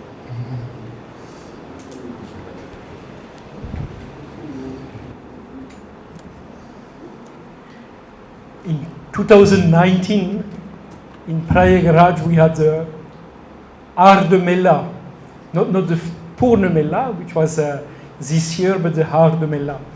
And the Shankaracharya of Dwarka and Jyotirpit organized Dharma Sansad. And you had 500 Pandits, Sannyasis, and the disciple of the Shankaracharya, at that time Swami Swarupananda, his disciple Swami Avimukteshwarananda, who has become now the Shankaracharya of Jyotirpit, invited me. And he said, Yann, I would like you to come to our Dharma Sansad. लेकिन मैं हिंदू नहीं हूँ, कोई बात नहीं, आप हमारा padri है, आप हमारा दोस्त है, तो आइए. So I was the only non-Hindu to sit during 3 days in this very impressive Dharma Sansad with Shankaracharyas, Mahamandaleshwar, the Pandits, the Sannyasis. And the question came at a certain point about conversion. And then the Swami Avimukteshwarananda said, we have a Catholic priest among us, so we'll ask him. So I was surrounded by 500 people who have their own idea and bad experience about conversion. So I had to explain. And always I have to explain. I will not answer because as long as I had to do in 2019, maybe you don't know that in a Christian religion we have different branches. Farak Shaka. I am a Catholic. That means my main leader is a Pope, Vatican Pope. Catholic, we are very few in Nepal. We are less than 7,000. Our church is Assumption Church in Banimandal, Bogaty. But in Nepal, what you know are the Protestant. And Protestants, they are another branch, Farak Shaka. They don't recognize the Pope. Amara Vishwas Eki. We have the same faith, but we have this different practice. And I must say that something I cannot accept from some of the Protestants is to want to make conversion with money or with whatever, you know. About Gandakam he. For kam. There is, yes, and I really, you know, I stand totally, you know, when in Varanasi, my Nepali friends, some Nepali pundits, young students, show me the pamphlet written by the Protestant, you know, saying Hinduism is devil. It's a shame for us Christians. It's a shame. Unfortunately, you know, we, as the Catholics, I have no authority on them. The Pope of Rome has no authority. The only possibility I have is to meet them, you know, and to say, you know, maybe you have all those prejudices against the Hindus, but let me speak about my Hindu friends. I know also that so many Hindus have prejudices against the Christians and they don't know the Christians.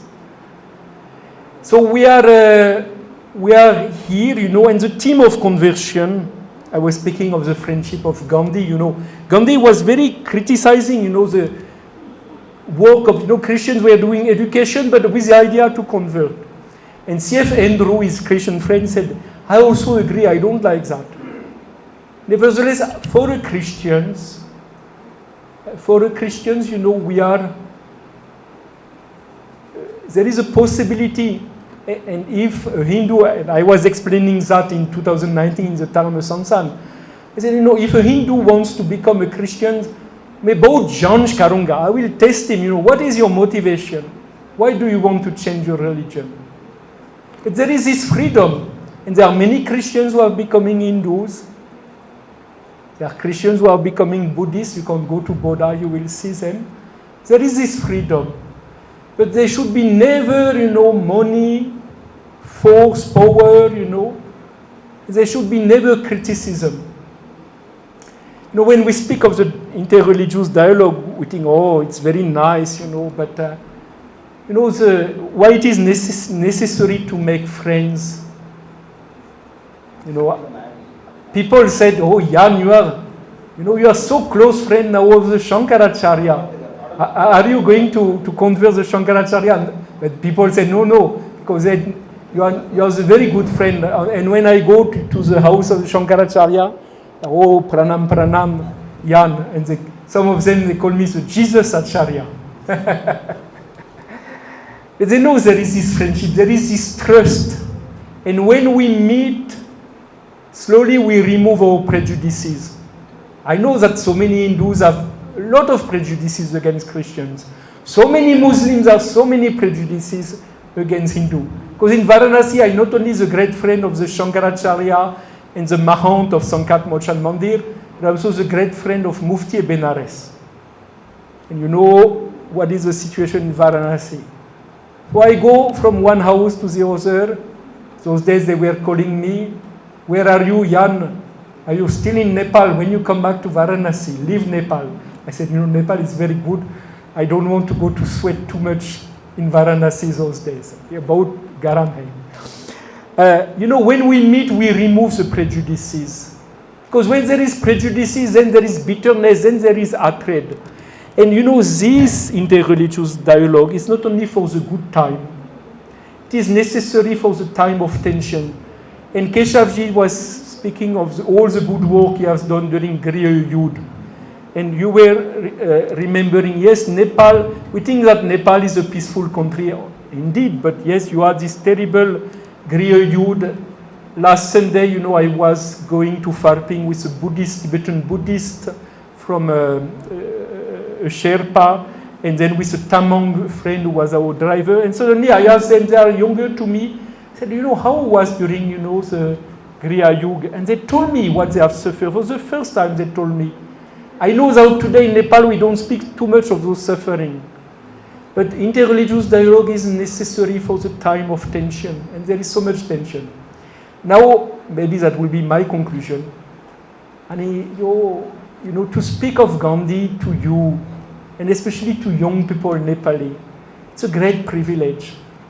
I know young Nepali, you dream to go out of यो ब्यागुटारको तल बाहिर जानुपर्छ अनि यो दुनिया हाम्रो अरे अनि USA जानुपर्छ अनि न्युजिल्यान्ड जानुपर्छ अनि Australia I know that Nepal is too small for you, but don't return to Nepal. Nepal फर्कनुपर्छ. You go to study abroad, go to live abroad, but come back to Nepal. किनभने यो नेपाल मेरो विचारमा I have traveled a lot. यो संसारमा धेरै घुमेको छु. तर यो नेपाल जस्तै बहुत काम छ. नेपाल एउटा सन्देश. बहुत धेरै फरक धर्म. तर यो शान्तिमा बस्छन्. नेपाल एउटा शान्तिको सन्देश. Nepal doesn't make यो जहिले म यो अन्तर्राष्ट्रिय अखबार पाल्छु, अन्तर्राष्ट्रिय टिभी हेर्छु, नेपालको बारेमा केही पनि छैन. युद्धको बारेमा, यो अमेरिकाको बारेमा, रसियाको बारेमा, इरानको बारेमा, तर नेपाल हेडलाइनमा छैन. यो संसार नेपालको बारेमा Baldina, they don't speak about Nepal. Tara yo Nepal euta शक्तिशाली सन्देश छ. It is a message of peace, जहिले माया वाराणसी, क्योंकि वाराणसीमा धेरै टेन्शन्स छ. तनाव, यो टेन्सन त many tension yo Hindu, Muslim or Christian. जहिले म काठमाडौँमा आइपुग्छु, आरामै. तर यो शान्ति we have to preserve. किनभने अहिले यो शान्ति तो है, तर यो 20 वर्षदेखि शान्ति थिएन. तो शान्ति एउटा सन्देश, तर यो शान्ति हाम्रो आन्दोलन, हाम्रो कमिटमेन्ट, हाम्रो जीवनको ठुलो काम. त्यसकारणले महात्मा गान्धी ठुलो प्रेरणा हामीलाई दिनुहुन्छ. धन्यवाद.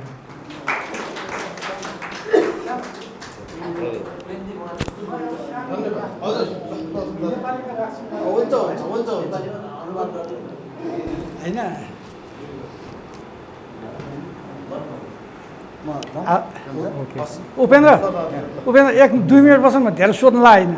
सोध्न त्यो नसुने हिँड्ने, तिमी मेयर भएर हाम्रो कुरा नसुने हिँड्ने, कस्तो खै नसुन्ने, सुन बस.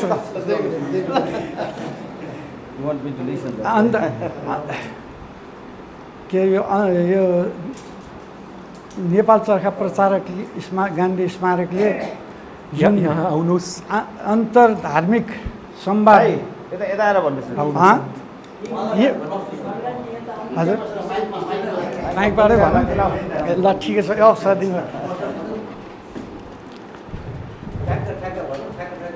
ठिक, म धेरैलाई छोटमा हुन्छु. नमस्कार. आज नेपाल चरखा प्रचारक गान्धी स्मारकले गान्धी स्मारक महागुठीले यो अन्तर्धार्मिक संवाद कार्यक्रम गरेको राम्रो छ. यो यस्तो कार्यक्रमलाई अगाडि हामीले पनि गर्दै आएका र यो यस्तो कार्यक्रमलाई अलिकति अगाडि बढाउनमा हामी सबैको यो पुगेको राम्रै छ. यसमध्येमा आजको हाम्रो विदेशी पाहुनाहरूको नाम मलाई थाहा भएन.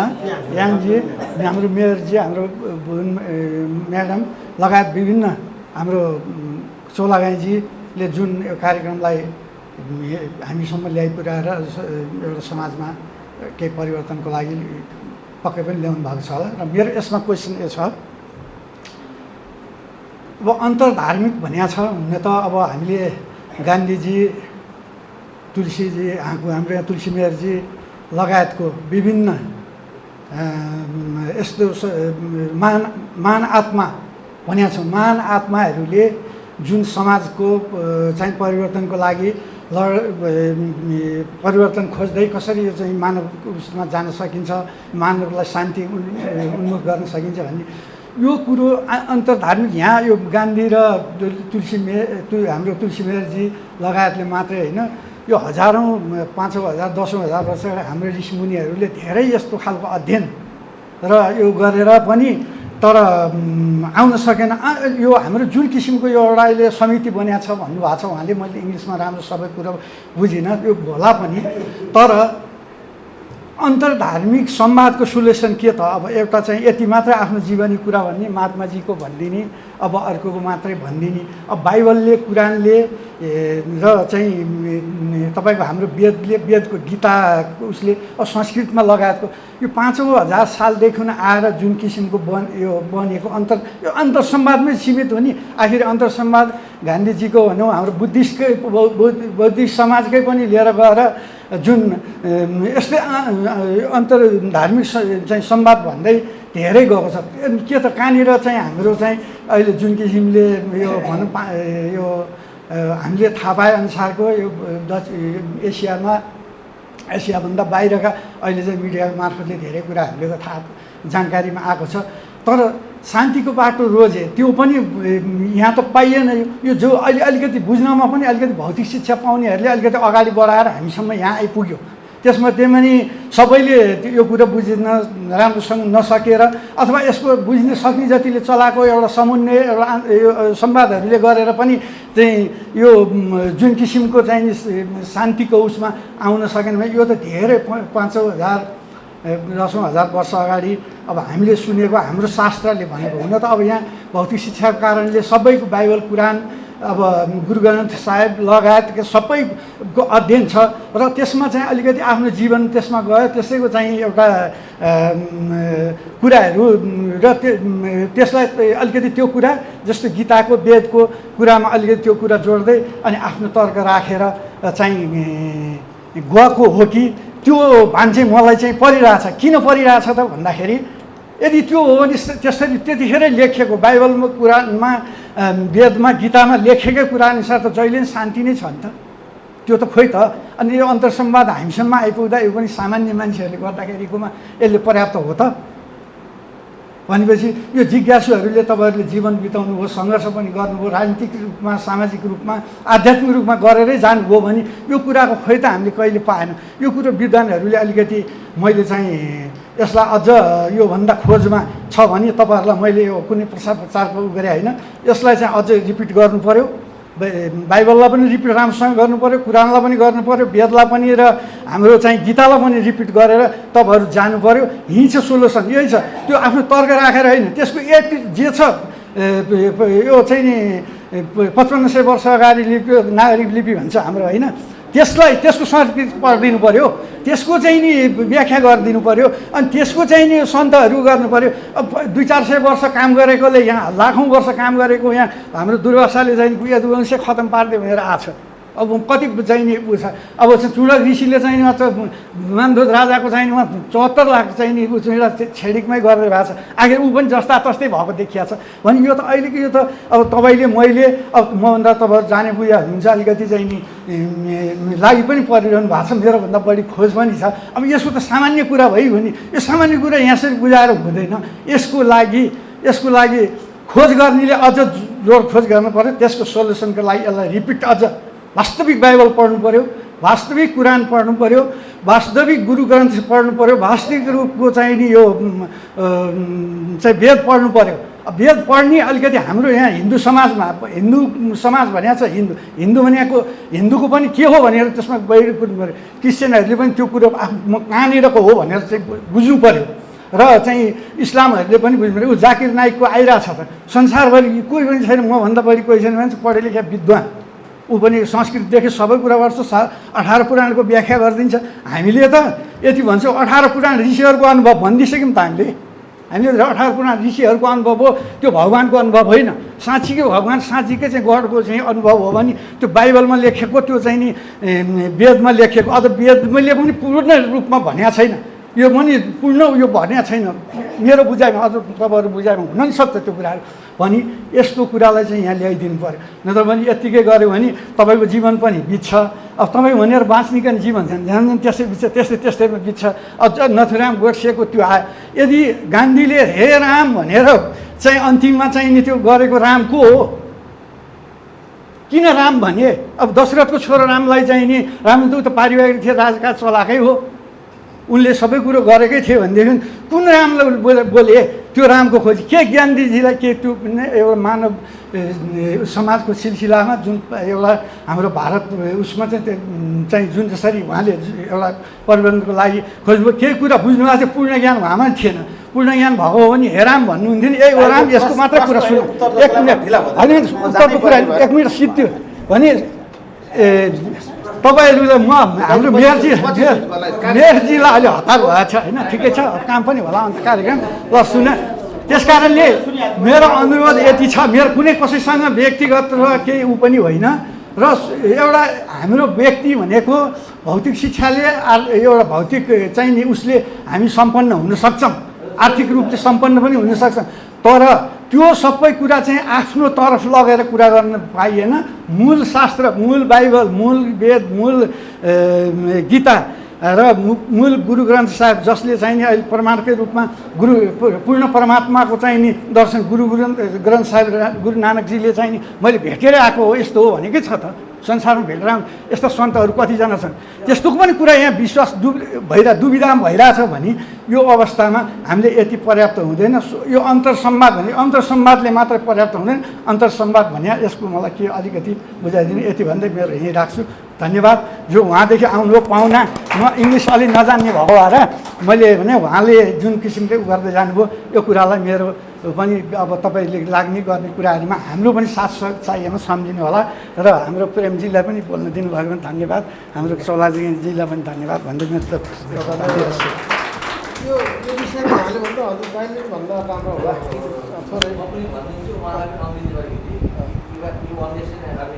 the solution of interreligious finding. What is the solution?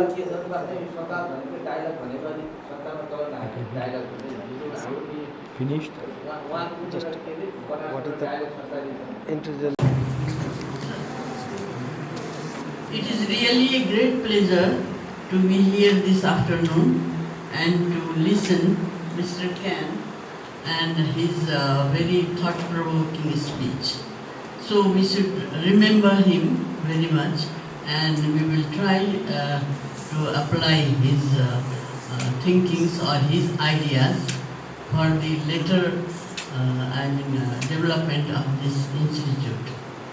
म के भन्छु भनेदेखि उहाँले हामीलाई यस्तो राम्रो स्पिच दिनुभयो र धेरै लामो दिए तापनि हामीले सिक्ने कुरा के छ भने उहाँ एउटा फ्रेन्च नागरिक भएर यसरी बनारसमा बसेर 21 वर्षको उमेरमा बनारसमा आएर र उहाँले चाहिँ निर जुन हाम्रो यो हिन्दू धर्मको चाहिँ पुरा विश्लेषण गरेर अध्ययन गरेर र त्यस्तो किसिमको उहाँको धैर्यता एउटा चाहिँ उहाँको पेसेन्स उहाँले जुन देखाउनु हो त्यो हाम्रो लागि एउटा मननीय छ। हामीले त्यो चाहिँ कुरा चाहिँ सिक्नुपर्छ, त्यो कुरा जान्नुपर्छ। र अर्को कुरा चाहिँ के छ भनेदेखि अब हामीले आफ्नो संस्था उहाँले त हामीलाई समग्रमा सबै कुराहरू भन्नुभयो गान्धीजीको बारेमा अथवा धर्मको बारेमा र उहाँ नेपाली पनि खुब राम्रो बोल्नु हुँदो रहेछ, त्यसबाट पनि हामीले बुझ्न सक्यौँ। र त्यो सब कुराका बावजुद पनि हामीले अब बुझ्नुपर्ने कुरा के छ भने हामीले यो संस्थाका लागि उहाँले भन्नुभएको कुराहरूमा के कुरा हामी अवलम्बन गर्न सक्छौँ। अब विषय छ हाम्रो इन्टररिलिजन लेगेसी। अब त्यो भनेको के भनेदेखि यो चाहिँ एउटा मानिसले बनाएको एउटा दर्शन, एउटा मानिसले दिएको एउटा नीति, त्यो चाहिँ वर्षौँदेखि चलिआएको छ। जस्तो गान्धीजीले दिएको नीति अथवा दर्शन धर्मका बारेमा त्यो चाहिँ जुन उहाँले भन्नुभयो हामीलाई अब कि एउटा सहिष्णुता कसरी चाहिँ कायम गर्ने र आपसी सद्भाव कसरी कायम गर्ने र उहाँका चाहिँ र भजनबाट पनि उहाँले पनि भन्नुभयो त्यो भजन कि रघुपति राघव राजा राम सबको सम्मति दे भगवान। सबको सम्मति दे भगवान भनेको सबैलाई चाहिँ एकदम समान सम्मति देऊ, एउटा विचार देऊ, एउटा सहन सक्ने शक्ति देऊ, त्यस्तो किसिमको गान्धीजीको चाहिँ उहाँको भजन चाहिँ त्यस्तो छ। र उहाँले चाहिँ गान्धीजीको भजनबाट पनि हामी धेरै कुरा सिक्न सक्छौँ। र अर्को चाहिँ के छ भने उहाँको यो डेस्टिट्युट्सहरूलाई अलिकति जस्तो हामी यो सार्की कामी अथवा चाहिँ दलित जाति त्यस्तोको लागि पनि उहाँले एउटा गीत बनाउनु, एउटा चाहिँ बनाउनु भएको छ। वैष्णव जन तो देने कहिए पीर पराई जाने रे। जसले चाहिँ वैष्णव भनेको त्यो हो, माने मान्छे भनेको त्यो हो जसले कि अर्काको दर्द अर्काको दुःख चाहिँ बुझ्छ, आफूभन्दा कम उसको भएको कास्टको त्यो जनजातिको चाहिँ उसले दुःख बुझ्छ भनेर उहाँले गीतै बनाइदिनु। अब हाम्रो यो प्रसङ्गमा चाहिँ म के भन्छु भने यो प्रसङ्गमा म हाम्रो यहाँको तुलसी मेयरजीलाई पनि जोड्न चाहन्छु। उहाँको भावना पनि त्यही थियो, उहाँले पनि त्यही भावना अन्तर्गत यो चाहिँ संस्था खडा गर्नुभएको हो कि कसरी डेस्टिट्युट्सहरूलाई र खास गरी महिलाहरूलाई चाहिँ महिलाहरूको उत्थान म कसरी गर्न सक्छु। र त्यो व्यक्ति एउटा नेपाली व्यक्ति नै हुनुहुन्थ्यो र उहाँले कसरी चाहिँ इन्डियामा गएर भारतमा गएर गान्धीजीको साबरमती आश्रममा बसेर उहाँको चाहिँ दैनिकीमा चाहिँ सबै संलग्न भएर र त्यो प्रेरणा लिएर आएर उहाँले खोल्नुभएको यो संस्था हो। यो 2008 सालतिर स्थापित भएको संस्था हो। अब यस्तो लामो संस्था माने वर्ष काटिसकेको संस्था, यस्तो लामो जीवन भएको संस्थालाई हामीले चाहिँ कति उपयोग गर्यौँ त, कति हामीले यहाँ के गर्न सक्यौँ त। र यस्ता कुराहरू हाम्रा यो संस्थामा धेरै उतार चढावहरू भए र अहिले चाहिँ हामी के चाहन्छौँ भनेदेखि त्यो सबै कुरालाई एकातिर राखेर अथवा त्यो विगतका कुराहरूलाई एकातिर राखेर हामी यो संस्थामा पनि त्यसै गरी एउटा राम राज्यको कल्पना गरौँ अथवा चाहिँ भनौँ कि गान्धीले दिनुभएको जुन लेग्यासी छ अथवा तुलसी मेयरले दिनुभएको जुन लेग्यासी छ कि कसरी चाहिँ एउटा संस्थालाई पनि अथवा सम्पूर्ण राष्ट्रलाई पनि भनौँ हाम्रो मार्फतबाट कसरी हामीले मुलुक बनाउन सक्छौँ अथवा संस्थाका मार्फतबाट पनि हामीले के कन्ट्रिब्युट गर्न सक्छौँ, हामीले के दिन सक्छौँ हामी संस्थाका मार्फतबाट हो, त्यो कुरालाई चाहिँ हामीले मनन गर्न एकदम उचित छ। र अब अर्को कुरा चाहिँ सिक्ने कुरा के छ भनेदेखि अब उहाँ त्यसरी फ्रान्सबाट आएर त्यस्तो अध्ययन गरेर गरेर आफूलाई चाहिँ धार्मिक दृष्टिकोणबाट यस्तो एउटा ऋषिमुनि जस्तो भनौँ न हाम्रो यहाँ उहाँ चाहिँ वास्तवमा एउटा पण्डित गुरु नै हो, पण्डितजी नै हो। र उहाँले यसरी हाम्रो एसियाली मुलुकको खास गरी अब इन्डियाको भारतको अथवा चाहिँ हाम्रो नेपालको यसरी अध्ययन गरेर उहाँले आफ्नो विचार आफ्नो दृष्टिकोणलाई यसरी यहाँ प्रस्तुत गर्नुभयो। र हामीले आफू यहाँ हिन्दू भएर पनि अथवा हामी यो गुरुको नागरिक भएर पनि अथवा भनौँ कि त्यतिसम्म गहराइमा त्यतिसम्मको त हामी बोल्न सक्दैनौँ। अब त्यतिसम्म पनि हामीले बोल्ने मान्छे एकदम कम पाउँछौँ। अथवा धर्म पनि हाम्रो कस्तो भएको छ भने खालि चाहिँ झगडा अथवा त्यस्तोको एउटा भएको छ। त्यस कारण यो धर्ममा पनि एउटा सहिष्णुता कसरी ल्याउने र धर्मका माध्यमबाट हामीले कसरी चाहिँ आफूमा पनि परिवर्तन ल्याउने, मान्छेको विचारमा मान्छेको चाहिँ उसको एउटा व्यवहारमा र कसो भनेदेखि ठुला कुरा नगर्ने तर के अरे चाहिँ आदर्शका कुरा चाहिँ गर्ने, त्यसलाई अवलम्बन नगर्ने, त्यस्तो परिपाटीलाई हामीले कसरी चाहिँ घटाउन सक्छौँ यो आजको उहाँको चाहिँ स्पिचबाट हामीले त्यही पाठ सिक्नु जरुरी छ। र अब गान्धीको कुरा र तुलसी मेयरको कुरा त्यो त हाम्रो संस्थागत उसमा छँदैछ। अब तुलसी मेयरजी नै यस्तो मान्छे हुनुहुन्थ्यो जसले नेपालको पहिलो व्यक्ति भएर यो पिस प्राइज उहाँले पाउनुभयो, महात्मा गान्धी पिस प्राइज उहाँले पाउनुभयो। त्यस कारण त्यस्तो मान्छेलाई हामीले चाहिँ भनौँ कि त्यो मान्छे अथवा संस्मरण गर्नु हामीलाई आजको दिनमा त्यो पनि चाहिँ हामीले गर्नुपर्छ। र त्यसपछि महात्मा गान्धीलाई पनि जो कि 1948 सालमा बितेको मान्छे, त्यति बेला चाहिँ अब विडम्बना कस्तो पनि उहाँ त्यस्तो मान्छे भए तापनि उहाँलाई एउटा गोली खाएर चाहिँ मर्नु पर्यो र तर अनि 1948 सालमा उहाँ मरे तापनि अहिलेसम्म पनि उहाँको विचारहरू, उहाँको चाहिँ नि त्यो लिग्यासी, उहाँको चाहिँ नि धर्मका सम्बन्धमा होस् अथवा मानवीय संवेदनाका सम्बन्धमा होस्, उहाँले दिनुभएका जति कुराहरू छन् त्यो अहिलेसम्म पनि कसरी रह्यो त भन्दाखेरि त्यो जीवितै छ, उहाँको त्यो कुराहरू जीवितै छ। र तर त्यो जीवितै भएको कुराहरूलाई हामीले कसरी पालन गर्ने, कसरी अवलम्बन गर्ने, त्यो कुरामा चाहिँ हामी जानुपर्छ। आजको उहाँको स्पिचको, उहाँको चाहिँ जुन उहाँले यत्रो लामो स्पिच दिनुभयो त्यसको सार तत्त्व पनि त्यही हो कि हामी चाहिँ कसरी सहिष्णु हुन सक्छौँ, कसरी हामी चाहिँ आफ्नो आचरणमा सुधार ल्याउन सक्छौँ र हामी कसरी चाहिँ एउटा भन्न आदर्शका कुरा गर्ने तर अवलम्बन नगर्ने, त्यस्तो किसिमको चाहिँ परिपाटीबाट हामी चाहिँ आफूलाई अलग गर्न सक्छौँ। र यो संस्थालाई चाहिँ हामी त्यस्तो एउटा मानवको रूपमा, एउटा चाहिँ भनौँ न यसलाई एउटा यो धर्म संस्कृतिको पनि मानवको रूपमा हामी त्यसलाई चाहिँ बढाउन सक्छौँ। अहिले खड्काजीले भन्नुभएको प्रश्नमा यो डायलग प्रोसेस भनेको यो त एउटा संवाद मात्रै हो। उहाँले एउटा बीज हामीलाई रोपेर जानुभयो, हामीलाई एउटा बीज आज जुन उहाँले स्पिच दिनुभयो त्यो एउटा बीज हो र त्यो बीजलाई चाहिँ अब हामीले कसरी चाहिँ बढाउन सक्छौँ, कसरी हामीले त्यसलाई झाँगिने एउटा रुख चाहिँ हामीले त्यसलाई बनाउन सक्छौँ र त्यो कुरा आजको उहाँको स्पिचबाट हामीले चाहिँ प्राप्त गर्नुपर्छ र तपाईँहरू सबैको सहयोगबाट मात्रै त्यो कुरा सम्भव हुन्छ। त्यसकारण म चाहन्छु यो संस्थामा अलिकति प्रेम देखाउने अथवा यो प्रति अलिकति सद्भाव देखाउने मान्छेहरू सबैजना लागेर यसलाई चाहिँ एउटा यस्तो ठाउँ बनाऊँ जहाँबाट गान्धी र तुलसीको उनीहरूको आदर्श पनि यसबाट चाहिँ विस्तारित होस् र त्यसपछि हामीले अरूलाई पनि एउटा केही लेसन, केही पाठ अथवा चाहिँ भनौँ यसलाई एउटा मञ्च बनाउन सकोस् भन्ने मेरो यो धारणा छ। र यति भन्दै आज तपाईँहरू आइदिनु भयो, यति सुनिदिनु भयो, मलाई पनि एकदम खुसी लागेको छ र यो संस्थाको तर्फबाट पनि म तपाईँहरूलाई धेरै धन्यवाद दिन्छु।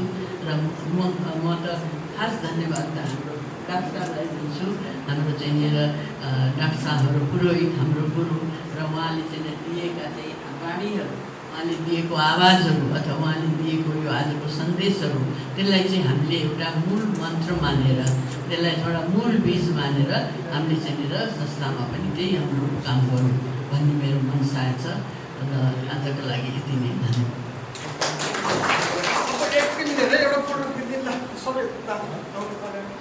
एउटा